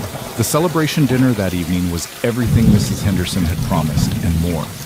The long table practically groaned under the weight of roasted chicken, fresh bread, vegetables from the struggling garden coaxed into abundance through sheer determination, and a peach cobbler that filled the house with the scent of cinnamon and sugar. Mr. Henderson raised his glass in a toast to Eleanor's first successful day of teaching, and the warmth in his gruff voice made her throat tight with gratitude. To new beginnings, he declared, and to the courage it takes to build something from nothing. To Eleanor, Mrs. Henderson added, her eyes suspiciously bright, who reminds us all that strength isn't about never falling down. It's about getting back up and building something beautiful from the broken pieces. Eleanor felt Caleb's hand find hers under the table, his fingers threading through hers with easy familiarity. She squeezed back, overwhelmed by the simple perfection of this moment, sitting at a table with people who had become family, celebrating work that gave her purpose, holding hands with a man who loved her for exactly who she was. 3 months ago, she'd been standing in a dusty street with her wrists bound, her future stolen. Now she had more future than she knew what to do with, stretching out before her in possibilities that seemed almost limitless. After dinner, while Mrs. Henderson shooed them out of the kitchen with firm insistence that she'd handle the dishes herself, Caleb took Eleanor's hand and led her away from the house, not toward their usual evening walk route, but in a different direction entirely. The moon was nearly full, bathing the landscape in silver light that made everything look painted in shades of pewter and shadow. "Where are we going?" Eleanor asked, trusting him completely, even as curiosity bubbled up inside her. "You'll see," was all Caleb would say, a mysterious smile playing at the corners of his mouth. They walked for perhaps 20 minutes, following a barely visible path that wound up through scrubby vegetation and over a rise that Eleanor hadn't explored before. As they crested the hill, her breath caught. Below them, the land opened up into a small valley where wildflowers somehow still bloomed despite the drought. Bluebonnets and Indian paintbrush, their colors muted by moonlight but their presence unmistakable. A lone cottonwood tree stood at the valley's heart, its branches spreading wide like a benediction. "How is this possible?" Eleanor breathed, staring at the impossible splash of color in the landscape that had been brown and dying for months. "Everything else is so dry. This, underground spring," Caleb explained, leading her down into the valley, "feeds this one spot and nothing else. I found it about 2 years ago while tracking a stray calf. Mr. Henderson doesn't even know about it. I've kept it as my own secret place, somewhere to come when I need to think or remember that not everything beautiful has to die just because times are hard." They reached the cottonwood tree, and Eleanor could see that Caleb had been here earlier. A blanket was spread beneath the branches, along with a basket that likely held Mrs. Henderson's complicity in whatever he'd planned. Eleanor turned to him with raised eyebrows, fighting back a smile. "You're very sure of yourself, Mr. Rourke. What if I'd said I was too tired for a walk?" "Then I would have accepted that and saved this for another night," Caleb replied easily. But there was nervousness beneath his casual tone, a tension in his shoulders that suggested whatever came next mattered deeply to him. "But I was hoping you wouldn't be too tired. I wanted to bring you here, show you this place. I wanted..." He trailed off, seeming to search for words. Eleanor moved closer, placing her palm flat against his chest where she could feel his heart hammering beneath her hand. "You wanted what?" Caleb covered her hand with his own, holding it there against his heart. "I wanted to ask you something important, but I'm suddenly finding it harder than I expected to get the words out." Understanding began to dawn, making Eleanor's own heart race to match his. "Caleb, wait, I need to say this right." He took a deep breath, then another, his eyes never leaving hers. "Eleanor Briggs, 3 months ago I watched you stand in a town square with your dignity intact, despite everything trying to strip it away. I saw your strength, your courage, your refusal to break even when breaking would have been the easier path. And something in me recognized something in you, like calling to light, soul to soul." He reached up to cup her face with his free hand, his thumb brushing across her cheekbone with infinite tenderness. "These past months, I've watched you heal and grow and become even more of who you were always meant to be. I've fallen in love with your intelligence and your compassion, your determination, and your gentleness. I've fallen in love with the way you bite your lip when you're concentrating, the way you laugh with your whole body, the way you see the best in people even when they've given you every reason not to." Eleanor felt tears beginning to track down her cheeks, but she made no move to wipe them away, too focused on Caleb's face, on the emotion written clearly across his features. "I know it's fast," Caleb continued, his voice growing rougher with feeling. "I know by any reasonable standard we should wait longer, take more time. But Eleanor, I've never been more certain of anything in my entire life. I love you." I want to build a life with you. I want to wake up beside you every morning and fall asleep with you in my arms every night. I want to watch you teach and support your dreams and raise children together if we're blessed with them. I want to grow old with you, see what our lives look like in 10 years, 20, 50. He released her hand and dropped to one knee there beneath the cottonwood tree, surrounded by impossible flowers and silver moonlight, and pulled a small box from his pocket. Eleanor's hands flew to her mouth, muffling the sob of surprise and joy that escaped. Eleanor Briggs, Caleb said, opening the box to reveal a simple gold band with a small but beautiful diamond catching the moonlight. Will you marry me?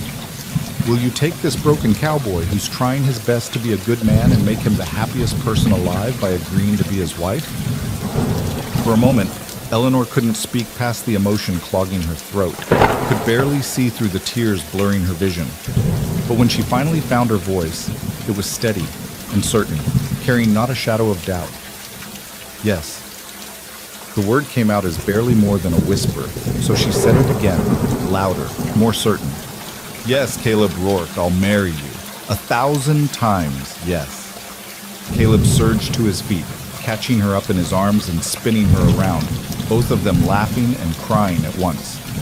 When he finally set her down, his hands were shaking slightly as he took the ring from its box and slipped it onto her finger. It fit perfectly, catching the light and throwing tiny rainbows across her hand. How did you know my size? Eleanor asked, staring at the ring in wonder. Mrs. Henderson helped.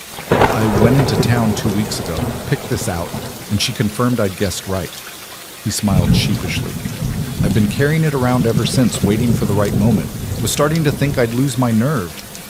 You picked it out 2 weeks ago? Eleanor's eyes widened. Before we even said we loved each other? I've known how I felt for longer than 2 weeks, Caleb admitted. I was just waiting for the right time to say it, to make sure you felt the same. But yes, I bought the ring before I knew for certain, because even then, I was sure. Sure that you were the one. Sure that I wanted to spend the rest of my life with you. Sure that no matter how scared I was of moving too fast or presuming too much, the thought of not asking you was infinitely worse. Eleanor launched herself out, wrapping her arms around his neck and kissing him with all the love and joy and certainty bubbling up inside her. Caleb caught her easily, his arms banding around her waist, lifting her slightly off the ground as he returned the kiss with equal fervor. They stayed like that for a long moment, wrapped in each other and in the magnitude of what they'd just promised, before finally breaking apart to grieve. We should tell the Hendersons, Eleanor said, though she made no move to leave the circle of Caleb's arms. Mrs. Henderson will be bursting with curiosity by now. She knew I was planning to propose tonight, Caleb admitted. She's probably got champagne chilling and another cake baked just waiting for us to come back and announce it. Eleanor laughed, the sound bright and free of the quiet night. Of course she does. I swear that woman knows everything that happens on this ranch before it happens. They settled onto the blanket beneath the cottonwood, unwilling to leave this magical place quite yet, needing a few more moments alone with their news before sharing it with the world. Caleb produced a bottle of wine and 2 glasses from the basket, along with some of Mrs. Henderson's bread and cheese, and they shared an impromptu midnight picnic surrounded by wildflowers and starlight. When should we get married? Eleanor asked, leaning against Caleb's shoulder while his arm wrapped securely around her waist. I know we should probably wait, be practical, but you don't want to wait, Caleb finished, pressing a kiss to the top of her head. Neither do I. What would you think about a Christmas wedding? That gives us 3 months to plan, to let families know, to make whatever arrangements need making. Long enough to be respectable, but not so long that we're torturing ourselves with waiting. A Christmas wedding, Eleanor repeated, tasting the words and finding them perfect. I love that. Although, she hesitated, a shadow passing across her face. What is it? I don't have family to invite. My aunt is gone, my parents died when I was young, and I have no siblings. It'll just be me standing up there, alone on my side, while you have... Hey. Caleb turned her to face him, his hands gentle but insistent on her shoulders. First of all, you're not alone. You have the Hendersons, who love you like a daughter. You have your students and your families who already think the world of you. You have a whole community here that's come to care about you. And second, you have me, which means you have my family too. My parents and sisters, once they meet you, are going to love you. You'll have more family than you know what to do with." Eleanor blinked back fresh tears, overwhelmed by the truth of his words. She wasn't alone anymore. Somewhere between that terrible day in Dust Creek and this perfect night beneath the cottonwood tree, she'd built a life filled with people who cared about her, who supported her, who chose her. Not because they had to, not out of obligation or pity, but because of who she was. "I love you," she whispered, the words feeling simultaneously inadequate and exactly right. "I love you so much it terrifies me sometimes." "I know the feeling," Caleb murmured against her hair. "But we'll figure it out together." That's what marriage is, isn't it? Two people choosing each other every day, working through the scary parts, and celebrating the beautiful parts. Building something bigger than either of them could build alone. They stayed in the valley until the moon had traveled halfway across the sky, talking about everything and nothing, about what kind of ceremony they wanted, about where they'd live after the wedding, about dreams and hopes, and the future they'd build together. Eleanor learned that Caleb had been saving money for years, enough to buy a small parcel of land if the opportunity arose. Caleb learned that Eleanor wanted at least 3 children, maybe 4, and that she'd always dreamed of having a library room filled floor to ceiling with books. "We'll make it happen," Caleb promised. "All of it. Maybe not all at once, maybe not as fast as we'd like, but we'll build it together, our home, our family, our life." When they finally made their way back to the ranch house, they found the window still glowing with lamplight despite the late hour. Mrs. Henderson met them at the door, took one look at Eleanor's radiant face and the ring glinting on her finger, and let out a whoop of joy that probably woke half the ranch. "James! James, get in here! They're engaged!" She pulled Eleanor into a crushing hug, then Caleb, then both of them together. "Oh, I'm so happy I could burst." "When? Tell me when." "Christmas," Eleanor managed, laughing at the older woman's enthusiasm. "We're thinking Christmas Day, if that's not too presumptuous." "Christmas is perfect, absolutely perfect." Mrs. Henderson was already mentally planning, Eleanor could tell, her eyes distant with visions of decorations and food and guest lists. "We'll have the ceremony here at the ranch, of course. The main room is plenty big enough, and we can decorate with evergreen boughs and... Oh, and we'll need to get you a proper dress. I know a seamstress in..." "Margaret, let them breathe," Mr. Henderson interrupted, appearing from his study with a smile on his weathered face. He shook Caleb's hand firmly, then pulled Eleanor into a brief but warm embrace. "Congratulations to you both. Caleb, you're getting a remarkable woman. Eleanor, you're getting a good man. I expect you'll both be very happy together." "We will be," Caleb said with absolute certainty, his arm coming around Eleanor's waist. "I'll make sure of it." The next few weeks passed in a blur of school days and wedding planning, of teaching fractions and choosing flowers, of everyday ranch work and excited discussions about the future. Eleanor wrote letters to Caleb's family in Colorado, introducing herself and inviting them to the wedding. Caleb's mother wrote back immediately, her letter warm and welcoming, expressing her joy at her son's happiness and her eagerness to meet the woman who'd captured his heart. Eleanor's students noticed the ring and peppered her with questions that she answered with patient good humor, using the opportunity to teach them about letter writing as they composed congratulatory notes. Several of the ranch families offered to help with the wedding preparations, and Eleanor was moved to tears more than once by the generosity and genuine happiness people expressed on her behalf. The school continued to thrive. Eleanor had settled into a rhythm with her teaching, grouping students by ability level for different subjects, and finding creative ways to keep everyone engaged and learning. She started a lending library using her own books and donations from families, and began staying late twice a week to offer evening classes for adults who wanted to improve their reading and writing skills. The community's response was overwhelming. Ranchers and ranch wives who'd never had the opportunity for formal education showed up faithfully, their desire to learn evident in their careful attention and diligent practice. One evening in late October, as Eleanor was helping a leather-faced cowboy work through a passage about horse husbandry, she looked around the lamplight schoolroom and felt a swell of pride so intense it was almost painful. This was hers. She had built this, created this space where people of all ages could come to learn and grow and better themselves. From the ashes of her auction, from the depths of her humiliation and fear, she had constructed something meaningful and lasting. Caleb appeared in the doorway as she was dismissing the evening class, waiting patiently while she answered final questions and said her goodnights. When the last student had ridden off into the darkness, he stepped inside and looked around the tidy room with obvious admiration. "You're amazing. You know that?" He said, without preamble. "What you've built here in just 2 months, it's extraordinary." Eleanor felt heat rise in her cheeks at the praise.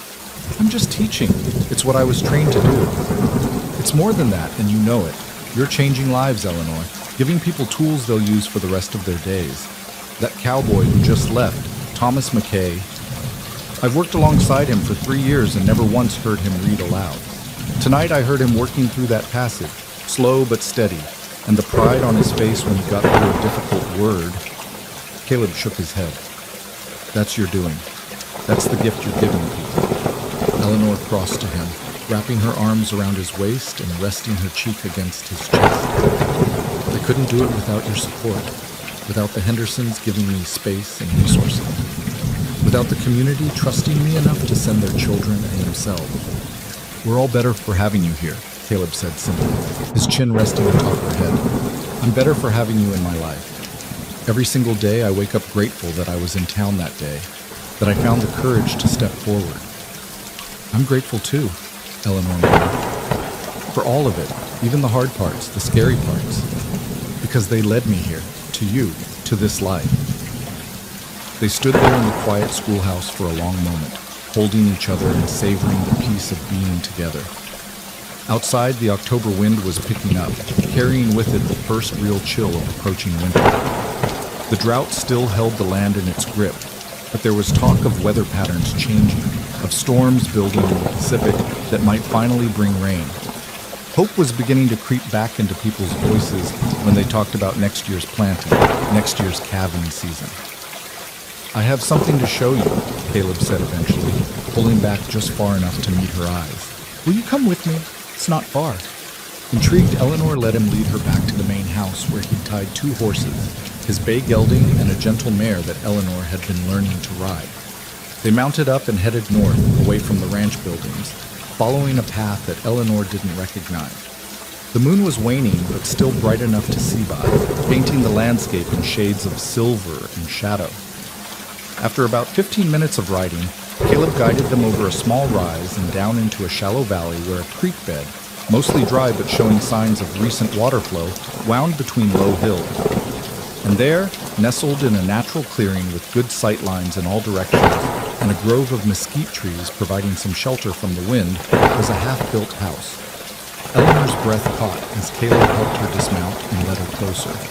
It was modest but well constructed, the frame and walls already up, the roof about halfway complete. Even in the moonlight, she could see the care that had gone into the work, the straight lines, the solid joints, the attention to detail. "What is this?" she asked. The part of her already knew, already understood what she was seeing. "It's ours," Caleb said simply. "Our home, or it will be once it's finished.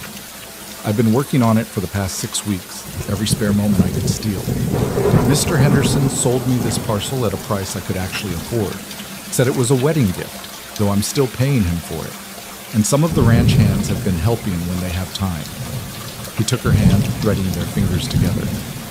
"I wanted to have a place that was ours, Eleanor.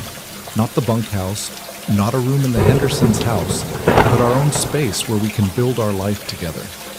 Eleanor walked closer, her free hand trailing along the smooth wood of the window frame, imagining curtains there, imagining lamplight spilling out into the darkness. "How many rooms?" 4 plus the kitchen, 2 bedrooms to start, with space to add on when we need to. There'll be a good-sized main room with a fireplace, and I'm putting in extra windows so you'll have plenty of light for reading. He led her through what would be the front door, pointing out features in the skeletal structure. "Kitchen here, with a real iron stove. Not bought yet, but I've got money saved. Main room here, opening to the porch I'm planning for the front. Bedrooms in the back, situated to catch the morning sun." Eleanor could see it all, could picture their furniture arranged in the empty spaces, could imagine the sound of children playing, the smell of dinner cooking, the countless small moments that would accumulate into a life. "It's perfect," she whispered. "Caleb, it's absolutely perfect." "You really think so?" Because if you want changes, if you want things different, we can... She silenced him with a kiss, pouring all her love and gratitude and excitement into it. When she pulled back, both of them were breathing hard, their eyes locked in the silvery darkness. I don't want a single thing changed, Eleanor said firmly. It's exactly what I would have asked for if I had known to ask. How soon until it's finished? If the weather holds and I keep getting help from the hands, we should be able to move in by early December, in time for Christmas at least. I wanted you to be able to wake up in our own home on our wedding day. Eleanor felt tears prick at her eyes again. They seemed to come so easily these days, but they were good tears, happy tears, tears born of being so overwhelmed with blessing that her heart couldn't quite contain it all. Have I told you today that I love you? Not in the last 2 hours, Caleb replied with mock seriousness. I was starting to worry.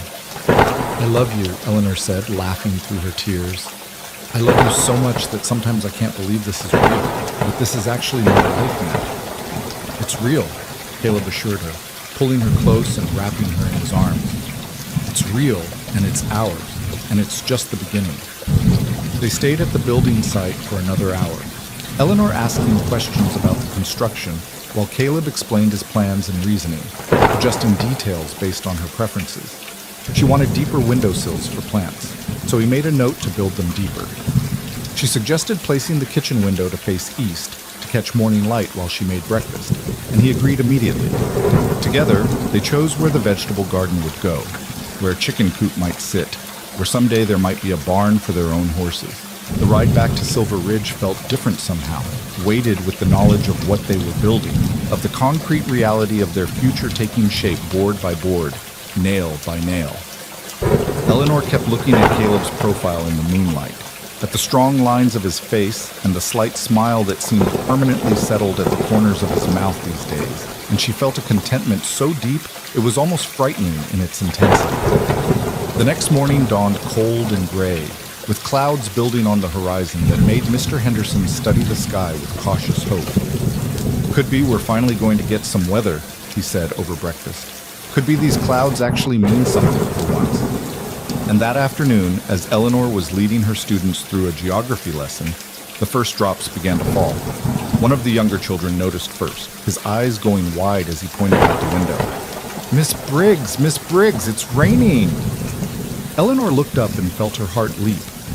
Rain. Actual rain. The first substantial rainfall in over a year, falling in fat drops that quickly became a steady downpour. The children erupted in excitement, and Eleanor found herself laughing and crying at once as she gave in to their pleading and dismissed class early so they could run out and dance in the blessed wet. She stood in the schoolhouse doorway watching her students spin and shout in the rain, their faces tilted up to the sky, their clothes quickly soaking through. And then Caleb was there, appearing from wherever he'd been working, catching her around the waist and pulling her out into the downpour with him. It's raining, she shouted over the sound of water drumming on the roof, on the ground, on the baked earth that had waited so long for this relief. It's raining, Caleb agreed, spinning her around in a circle, both of them laughing like children. The drought is breaking, Eleanor. It's finally breaking. They stood there in the rain, soaked to the skin and grinning like fools, while around them the ranch erupted in celebration. Ranch hands appeared from barns and bunkhouses, faces turned skyward. Mrs. Henderson ran out of the main house without even grabbing a shawl, her arms spread wide as if to embrace the storm. Even Mr. Henderson emerged onto the porch, a rare broad smile on his weathered face as he watched the life-giving water soak into the parched earth. Eleanor looked at Caleb, at the rain running down his face and plastering his dark hair to his skull, at the pure joy in his expression, and felt something shift and settle in her chest. This moment, this perfect, impossible, wonderful moment, was hers. The rain was washing away the last lingering shadows of her past, cleansing the land and her spirit alike, offering renewal and hope and the promise of growth to come. Marry me, she said impulsively, though they were already engaged, though they'd already made this promise to each other. Caleb laughed, pulling her closer. I am marrying you in 2 months, Christmas Day, remember? No, I mean, yes, but I mean... Eleanor struggled to articulate what she was feeling, this overwhelming sense of rightness and belonging and home. I mean, I choose you, Caleb, or every day, in every way, with everything I am. I choose you. And I choose you, Caleb replied, his voice going serious despite the rain and the celebration and the chaos around him. Every day, in every way, with everything I am, today and always.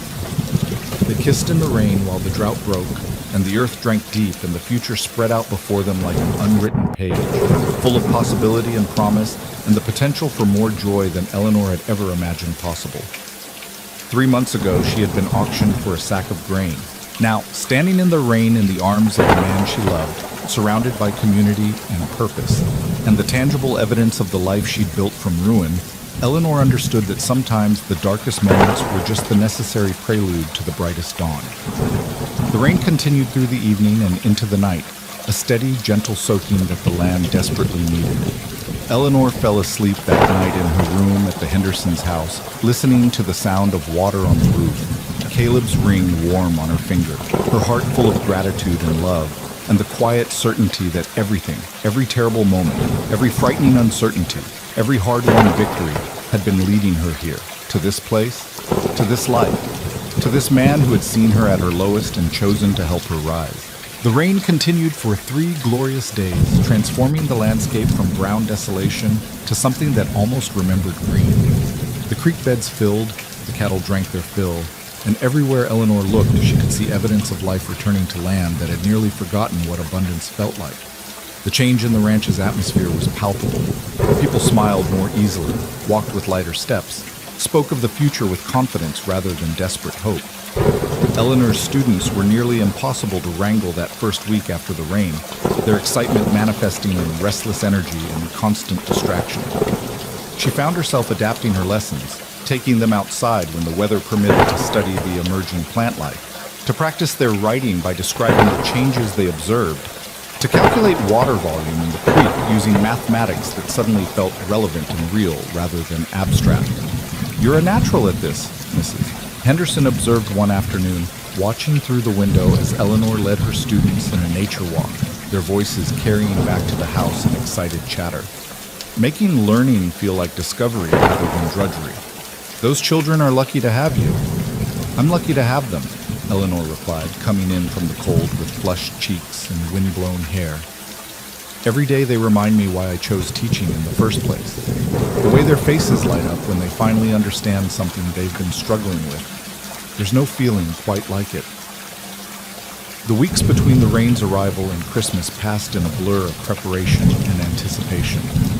Caleb worked every available moment on their house, and true to his word, by the first week of December, it was finished enough to be livable. The roof was complete, the windows installed, the floors sanded smooth. There was still work to be done, painting, final trim, building furniture, but the structure itself was sound and ready. Eleanor visited whenever she could, bringing measurements and ideas, imagining where everything would go. Mrs. Henderson had gifted them her mother's old dishes, carefully wrapped and stored for years, and several ranch families had contributed furniture they could spare. A rocking chair here, a small table there, bits and pieces that together would make a home. One cold December afternoon, Eleanor stood in what would be their bedroom, looking out the window at the view of distant hills and closer trees, and felt Caleb's arms come around her from behind. "What are you thinking?" he asked, his chin resting on top of her head. "I'm thinking about waking up here," Eleanor said softly. "About seeing this view every morning, about making coffee in our kitchen, and sitting at our table and building our life in these rooms. I'm thinking about how impossible this would have seemed 4 months ago, and how inevitable it feels now." "Inevitable," Caleb repeated, testing the word. "I like that. Like we were always meant to end up here, together, building this. Weren't we?" Eleanor turned in his arms to face him. "I don't believe in fate exactly, but I believe in grace. I believe that sometimes terrible things happen, and sometimes they lead to beautiful things. And the beautiful things don't justify the terrible ones, but they redeem them somehow, make them bearable in retrospect." Caleb's expression grew serious, one hand coming up to cup her face. "Do you ever regret it?" not the outcome, but having to go through what you went through to get here. Eleanor considered this carefully, knowing he deserved an honest answer. I regret that Dunley's cruelty exists in the world. I regret that circumstances forced me into a position where I was vulnerable to it. But do I regret the journey that led me to you, to this community, to the life I'm building? No. I wouldn't change it, because changing it might mean losing this, and I'm not willing to risk that. Even the auction, the ropes, the fear, even those things, Eleanor confirmed, because they taught me things about myself I needed to learn, about my own strength, about my capacity to survive and rebuild, about the difference between existing and living. She pressed her palm flat against his chest, feeling the steady beat of his heart, and they led me to you, which makes them worthwhile in the end. They stood there in their unfinished bedroom as the winter sun slanted through the window, painting everything in shades of gold, and Eleanor felt peace settle over her like a warm blanket. This was where she belonged. This man, this place, this life they were building together. This was home in a way she'd never quite experienced before. As Christmas approached, the ranch transformed into something magical. Mrs. Henderson threw herself into preparations with the enthusiasm of someone who'd been waiting years for the opportunity to plan a wedding. Evergreen boughs appeared on every surface, filling the house with their sharp, clean scent. The main room was cleared and cleaned until it sparkled. Chairs borrowed from neighbors and arranged in careful rows. A small platform was built at one end where Eleanor and Caleb would stand to exchange their vows. Caleb's family arrived 3 days before Christmas. His parents, stern-faced but kind-eyed, and his 3 sisters with their husbands and a passel of children who immediately bonded with Eleanor's students during an impromptu school visit. His mother, Sarah, took Eleanor's hands in hers the moment they were introduced and studied her face with an intensity that might have been intimidating, not for the warmth underlying it. "So you're the woman who captured my boy's heart," Sarah said, her voice carrying the hint of an accent from her German ancestry. "He wrote that you were special, but I needed to see for myself." "And?" Eleanor asked, fighting nervousness. Sarah smiled, the expression transforming her stern features into something beautiful. "And he was right. You are special. I can see it in your eyes, strength and kindness in equal measure. That's rare. That's precious." She pulled Eleanor into a hug that smelled of lavender and bread. "Welcome to our family, daughter. We're glad to have you." The acceptance brought tears to Eleanor's eyes, reminding her of what she'd lost when her own family died, and what she was gaining through this marriage. Not just a husband, but a whole network of people who would become hers, who would support and challenge and love her. The night before the wedding, Eleanor lay awake in a room at the Hendersons' house for the last time, too excited and nervous to sleep. Tomorrow she would become Eleanor Rourke. Tomorrow she would move into the house Caleb had built with his own hands. Tomorrow her life would change in ways both profound and subtle, and the anticipation of it thrummed through her veins like electricity. A soft knock on her door interrupted her restless thoughts. "Come in," she called, expecting Mrs. Henderson. Instead, Caleb slipped inside, closing the door quietly behind him. "I know it's bad luck for the groom to see the bride before the wedding, but that's on the day itself, and technically it's still the night before. So I'm claiming a loophole." Eleanor sat up, pulling the quilt around her shoulders against the chill. "What are you doing here?" "I couldn't sleep," Caleb admitted, crossing to sit on the edge of her bed, careful to maintain a respectful distance. "Kept thinking about tomorrow, about everything that's about to change, and I realized I needed to see you, to make sure you were real, that this was really happening." "I'm real," Eleanor assured him, reaching out to take his hand. "And tomorrow is really happening. Are you having second thoughts?" "God, no. Opposite of second thoughts. I'm having about 100 thoughts. All of them variations of how did I get this lucky, and how long until I can call her my wife." He squeezed her hand gently.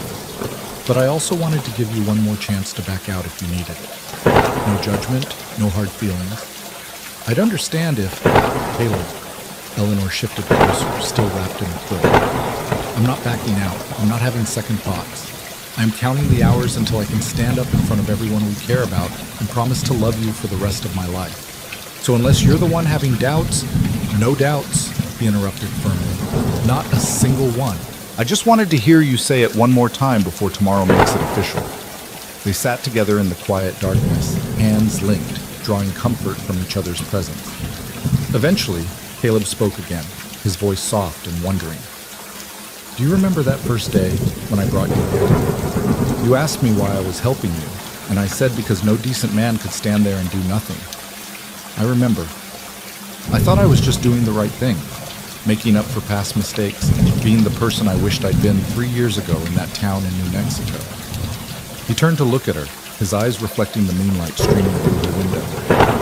"But Eleanor, bringing you here was the most selfish thing I've ever done, because I got to meet you.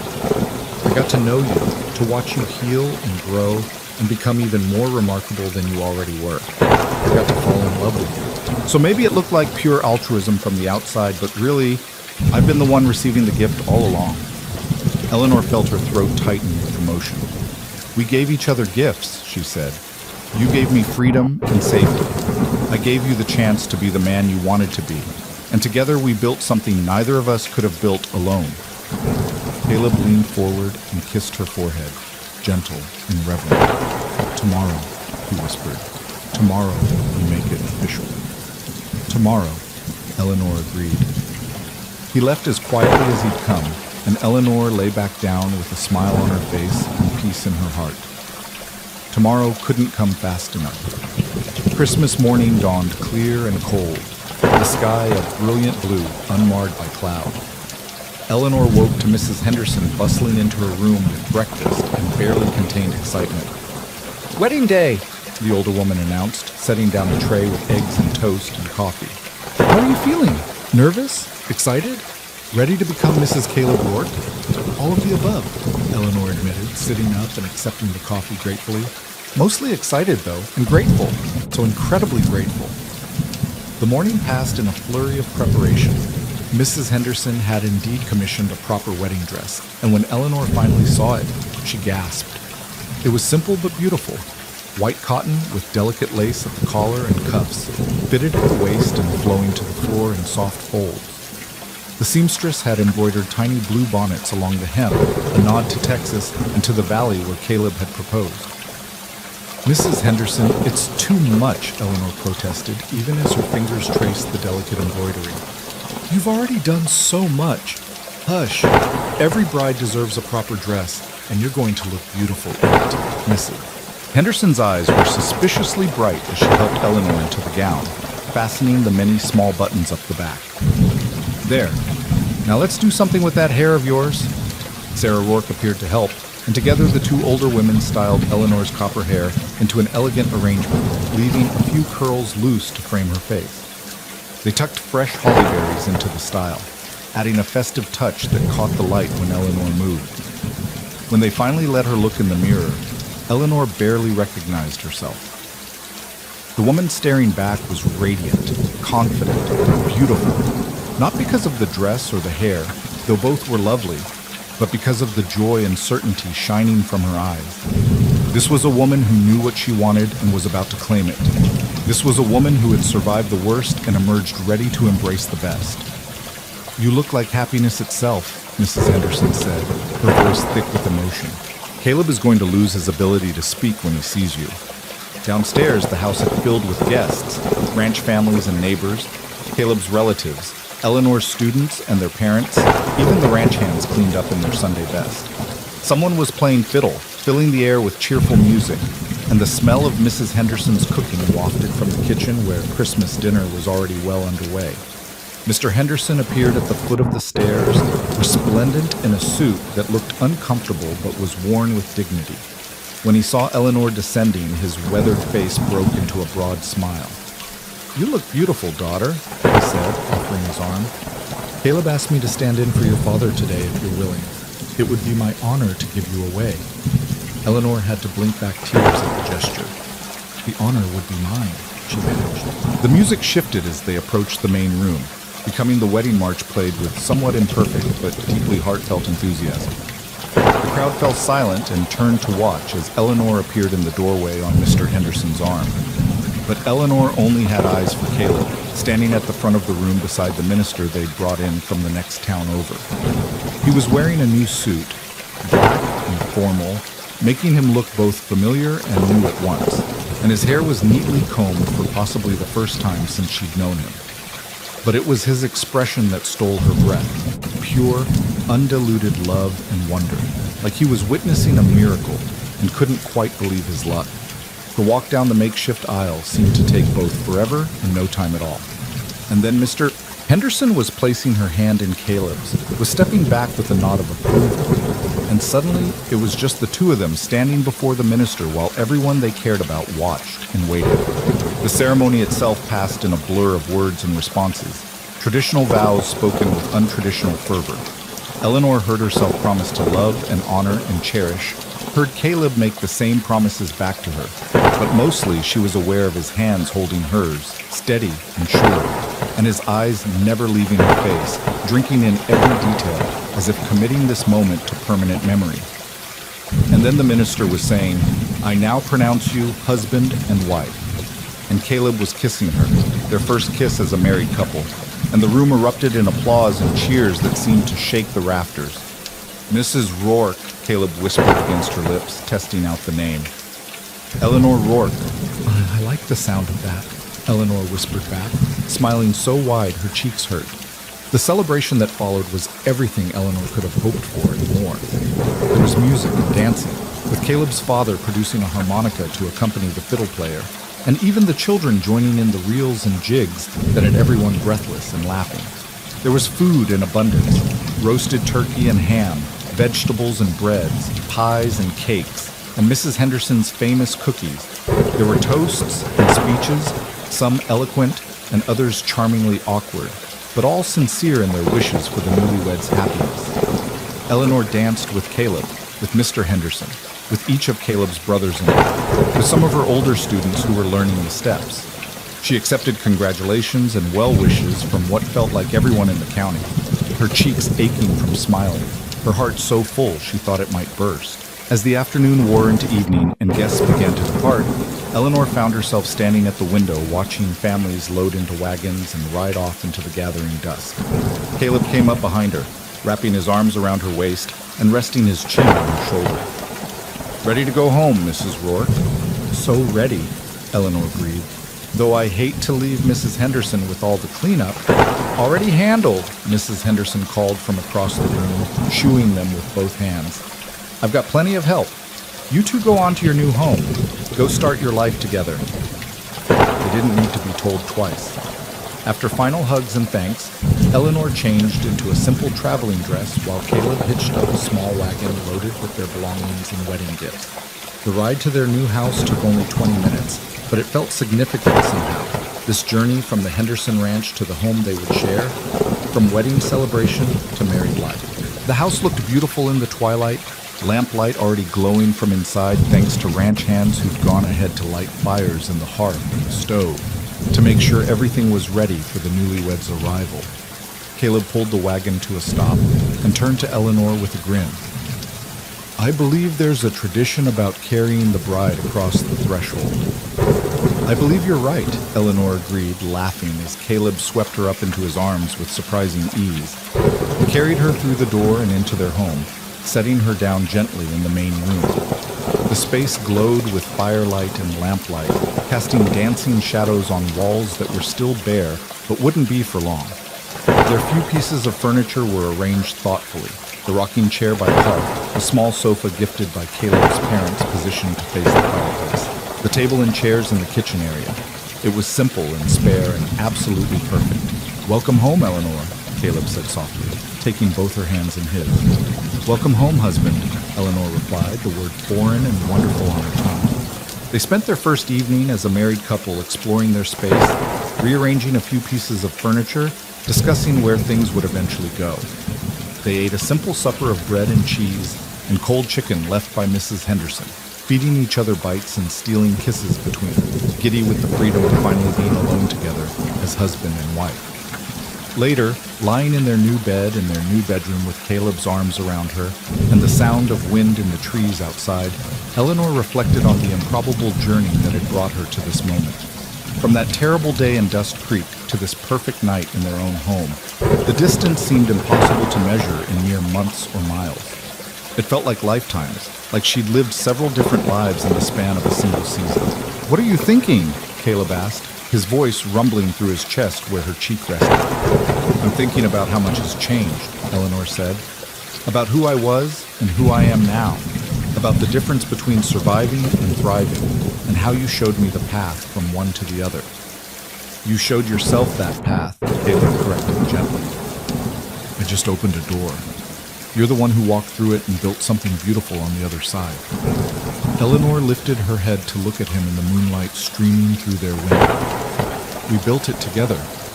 That's what makes it beautiful. Not the house or the school or any of the external things, but the fact that we chose to build them together. That we chose each other. Caleb pulled her closer, pressing a kiss to her forehead. Best choice I ever made. Best choice we both made, Eleanor murmured, settling back against him with a contented sigh. The weeks and months that followed their wedding settled into a rhythm that felt both comfortable and exciting.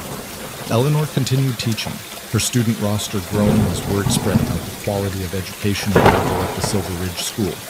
Caleb worked the ranch in their small parcel of land, beginning to build a herd of their own with cattle bought using his savings.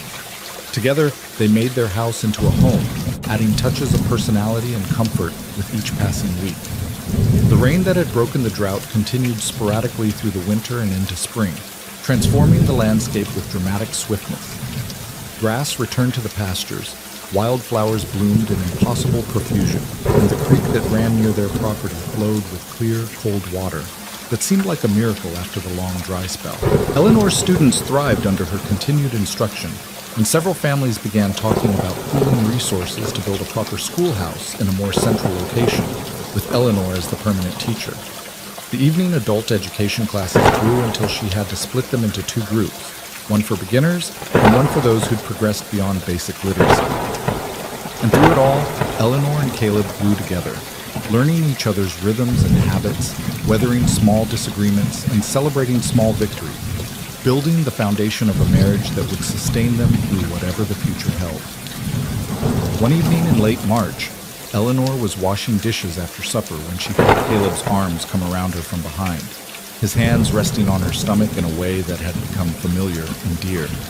I have something to tell you, she said, setting down the plate she'd been washing and turning in his arms to face him. Caleb's expression grew attentive, reading something in her face that made his eyes widen with cautious hope.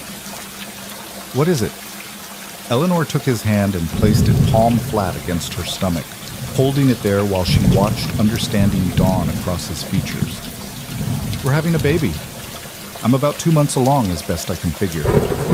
For a moment, Caleb simply stared at her, his expression cycling through shock, joy, disbelief, and back to joy. Then he was lifting her up, spinning her around, laughing and crying at the same time. A baby, he kept repeating, like he couldn't quite believe it. We're having a baby. Eleanor, we're going to be parents. We are, Eleanor confirmed, her own eyes wet with happy tears. Sometime around early October, if my calculations are right. Caleb set her down carefully, as if she'd suddenly become fragile, and Eleanor laughed at the concern on his face. I'm pregnant, not made of glass. You don't have to treat me like a break. I know, He shook his head, still looking dazed. This is the best news. The absolute best news. His hands moved to frame her face, his thumbs brushing across her cheekbones. You're going to be an amazing mother. And you're going to be an amazing father, Eleanor replied. I've seen you with your nieces and nephews, with my students. You're patient and kind, and you actually listen to children instead of just talking at them. Our baby is so lucky to have you as a father. They stood there in their kitchen, holding each other, and contemplating the new life growing between them, the next chapter in their story beginning to write itself. Eleanor thought about the child she was carrying, about the future spreading out before them like an unrolled map showing territories yet unexplored. From a sack of grain to a family of our own, Caleb said wonderingly. When I stepped forward that day in Dust Creek, I never imagined it would lead to this. Neither did I, Eleanor admitted, but I'm so grateful it did. Every hard moment, every scary uncertainty, every tear and fear, they all led here, to this life we're building, to this family we're creating. The pregnancy progressed smoothly through the spring and into summer. Eleanor continued teaching through May before reluctantly closing the school for the season, promising students and parents alike that classes would resume in September after the baby was born. Several of her students presented her with small gifts on the last day: drawings and pressed flowers, a beautiful quilt pieced together by the mothers, a cradle built by some of the fathers and older brothers with wood left over from barn repairs. The generosity and care demonstrated by her community never failed to move Eleanor to tears, though Caleb teasingly blamed that on her delicate condition rather than genuine emotion. She swatted at him but couldn't deny that pregnancy had made her more prone to tears, both happy and sad, though mostly happy days. As her belly grew round with their child, Caleb became increasingly protective and attentive, building a cradle that matched the design of the gifted one, so they'd have one in each bedroom, sewing tiny clothes with clumsy but determined stitches, reading every book about pregnancy and childbirth he could get his hands on, until Eleanor finally told him to stop before he worried himself sick. Mrs. Henderson, predictably, was beside herself with excitement about the coming baby. She'd never had children of her own, a sorrow she rarely spoke of but carried quietly. And she threw herself into preparing for Eleanor's baby with the enthusiasm of a grandmother in waiting. She showed Eleanor how to swaddle and burp, shared recipes for foods that would help with milk production, and promised to be there for the birth to help however needed. Sarah Rourke visited for 2 weeks in August, bringing with her the combined wisdom of 3 births and countless grandchildren. She and Eleanor spent hours talking about motherhood and marriage, about the challenges and joys that lay ahead, and Eleanor felt herself growing more confident in her ability to handle what was coming. "You're stronger than you think," Sarah told her one afternoon as they sat on the porch shelling peas, Eleanor's hands resting on her swollen belly where the baby kicked and squirmed. "I can see it in you, that core of steel wrapped in softness. That's what motherhood needs. Strength enough to protect and guide, but gentleness enough not to break their spirits in the process." "I'm terrified I'll mess it up," Eleanor admitted. "What if I'm not good enough? What if I don't know what to do?" "Then you'll figure it out, just like every mother before you has figured it out." Sarah reached over to pat Eleanor's hand. "Love covers a multitude of mistakes. You love this baby already. I can see it in the way you touch your belly, in the way you talk about the future. That love will guide you through the hard moments and make the beautiful moments even sweeter." The baby came on a cool October evening, 3 weeks after Eleanor had closed the schoolhouse for the day, and 2 weeks after she'd started feeling the occasional contractions that Mrs. Henderson assured her were normal. Caleb had been working on the fence line when Eleanor's water broke, and by the time he made it back to the house at Mrs. Henderson's urgent summons, Eleanor was deep into labor, gripping the bedpost and breathing through contractions that seemed to be coming faster and harder with each passing hour. The birth was long and difficult, lasting through the night and into the early morning hours. Caleb stayed by Eleanor's side the entire time, letting her squeeze his hand until he lost feeling in his fingers, offering water and encouragement and love when she felt like she couldn't go on. Mrs. Henderson proved her worth as a midwife, calm and competent, guiding Eleanor through each stage with patient instruction. And finally, as the sun was breaking over the horizon and painting their bedroom in shades of pink and gold, their daughter entered the world with a furious cry that seemed far too loud for someone so small. "You did it," Caleb breathed, his voice thick with emotion as Mrs. Henderson cleaned and swaddled the baby before placing her in Eleanor's arms. "Eleanor, you did it. She's perfect." Eleanor looked down at the tiny face, red and wrinkled and absolutely beautiful, and felt her heart expand in ways she hadn't known were possible. This was her daughter, hers, and Caleb's. A perfect blend of both of them, with a shock of dark hair and eyes that would probably be blue like her father's. "Hello, little one," Eleanor whispered, stroking one finger down the baby's impossibly soft cheek. "Welcome to the world. We've been waiting for you." They named her Grace Catherine Rourke, Grace for the undeserved blessing that had brought them together, Catherine after Eleanor's mother. From the first moment, she was the center of their universe, tiny and demanding and absolutely adored. Caleb proved to be exactly the father Eleanor had known he would be, patient and gentle, changing diapers without complaint, walking the floor at 3 a.m. when Grace was fussy, singing silly songs that made Eleanor laugh even in the midst of exhaustion. He looked at their daughter with the same wonder and love he'd shown Eleanor from the beginning, And watching him hold Grace, watching the tenderness in his face and the careful way he supported her tiny head, Eleanor felt her love for him deepen in ways she hadn't thought possible. The months after Grace's birth were a blur of sleepless nights and overwhelming love, of learning to be parents together, of discovering new depths to their partnership as they navigated this new phase of life. Mrs. Henderson visited often, giving Eleanor breaks to rest or bathe, teaching her tricks for soothing a colicky baby, or encouraging better sleep patterns. Eleanor reopened the school in January, bringing Grace with her since she was still nursing. To her surprise and deep satisfaction, the students, especially the girls, were fascinated by the baby, asking endless questions about infant care that Eleanor incorporated into lessons about child development, nutrition, and basic health care. It became an unexpected teaching tool, making abstract concepts concrete through the presence of one very real, very demanding infant. By the time spring arrived again, bringing with it the anniversary of Eleanor's first year in Texas, the transformation in her life was complete and unmistakable. She stood in her schoolhouse one April afternoon, Grace asleep in a basket near her desk while her students bent over their slates and felt a sense of rightness and belonging so profound it brought tears to her eyes. 1 year ago, she'd been broken and afraid, standing with bound wrists in a dusty street, her future stolen. Now she was Eleanor Rourke, wife, mother, teacher, beloved member of a community that valued and respected her. She had a home built by her husband's hands, a daughter sleeping peacefully nearby, students whose lives she was shaping for the better, and a future that stretched out before her filled with possibility and promise. That evening, after the students had gone and she'd locked the schoolhouse door, Eleanor carried Grace back to their home to find Caleb already there, having finished his work early. He'd started dinner, simple but edible, and had flowers on the table, wildflowers picked from the meadow behind their house. "What's the occasion?"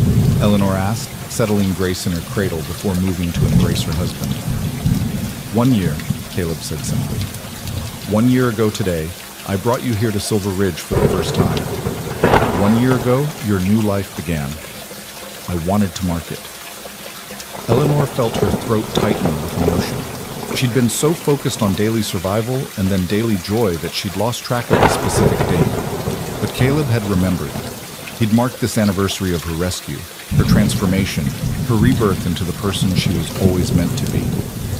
Thank you, she whispered against his chest, for remembering, for everything, for stepping forward when no one else would, for giving me freedom and safety and love, for building this life with me. Thank you, Caleb countered, for choosing to stay, for choosing me, for being brave enough to heal and strong enough to build something beautiful from the ashes, for giving me grace, for making me a father, for showing me what real partnership looks like. They stood there in their kitchen holding each other while their daughter slept and dinner cooled on the table, and Eleanor thought about journeys and destinations, about the winding path that had brought her from Missouri to Texas, from despair to hope, from bondage to freedom. She thought about the girl she'd been standing in that square, bound and afraid, and the woman she'd become, confident and capable, loved and valued, with purpose and family and a future she'd built with her own hands and heart. She thought about Caleb, about the man who'd seen injustice and refused to look away, who'd offered her freedom without strings and then offered her love without conditions, who'd become her partner in every sense of the word. And she thought about Grace, sleeping peacefully in her cradle, unaware that her very existence was proof of redemption and grace, evidence that even the darkest moments could give birth to the most beautiful outcomes. From a sack of grain to a lifetime of love, Eleanor murmured, echoing Caleb's words from so long ago. Who would have thought? Anyone who knows you, Caleb replied with conviction. Anyone who sees your strength, your resilience, your capacity for love and forgiveness and growth. You are always going to end up there, Eleanor. Maybe not with me, maybe not in this exact place, but somewhere building something meaningful. Because that's who you are at your core. Eleanor pulled back to look at him, at this man who had become her everything, her partner and lover and friend and co-parent. I think we were always going to end up here together, she said. I don't believe in fate, but I believe in grace. And grace brought us together that day in Dust Creek. Grace gave me the courage to heal, gave you the courage to step forward, gave us both the wisdom to recognize what we could build together. The sun was setting outside their window, painting the Texas sky in brilliant shades of orange and crimson and gold. In the distance, Eleanor could see the lights of Silver Ridge Ranch, could see the outline of her schoolhouse, could see the land spreading out in all directions, land that had nearly died from drought, but had been redeemed by rain, just as she had been redeemed by kindness and love. She was Eleanor Rourke, wife and mother and teacher. She was a woman who had survived being auctioned for a sack of grain and had transformed that degradation into dignity, that loss into gain, that ending into a beginning more beautiful than she could have imagined. And standing in her home with her husband's arms around her and her daughter sleeping nearby, with friends who were family and students who needed her and a future stretching out before them all. Like an unwritten book full of blank pages waiting to be filled, Eleanor understood that sometimes the best stories were the ones that began with darkness and ended with light, that started with goodbye and ended with love, that transformed pain into purpose and fear into love. Her story had begun in desperate circumstances, but it had become something precious and rare, a testament to resilience and hope, to the power of one person's choice to step forward when others stepped back, to the grace that could transform even the most broken situations into something whole and beautiful. From a sack of grain to a life of gold, from bound wrists to open hands, from auction block to marriage bed, from despair to joy, from ending to beginning. This was Eleanor's story. This was their story. Hers and Caleb's and Grace's, and the children yet to come, the students yet to teach, the years yet to live. And it was, in every possible way, a story worth telling.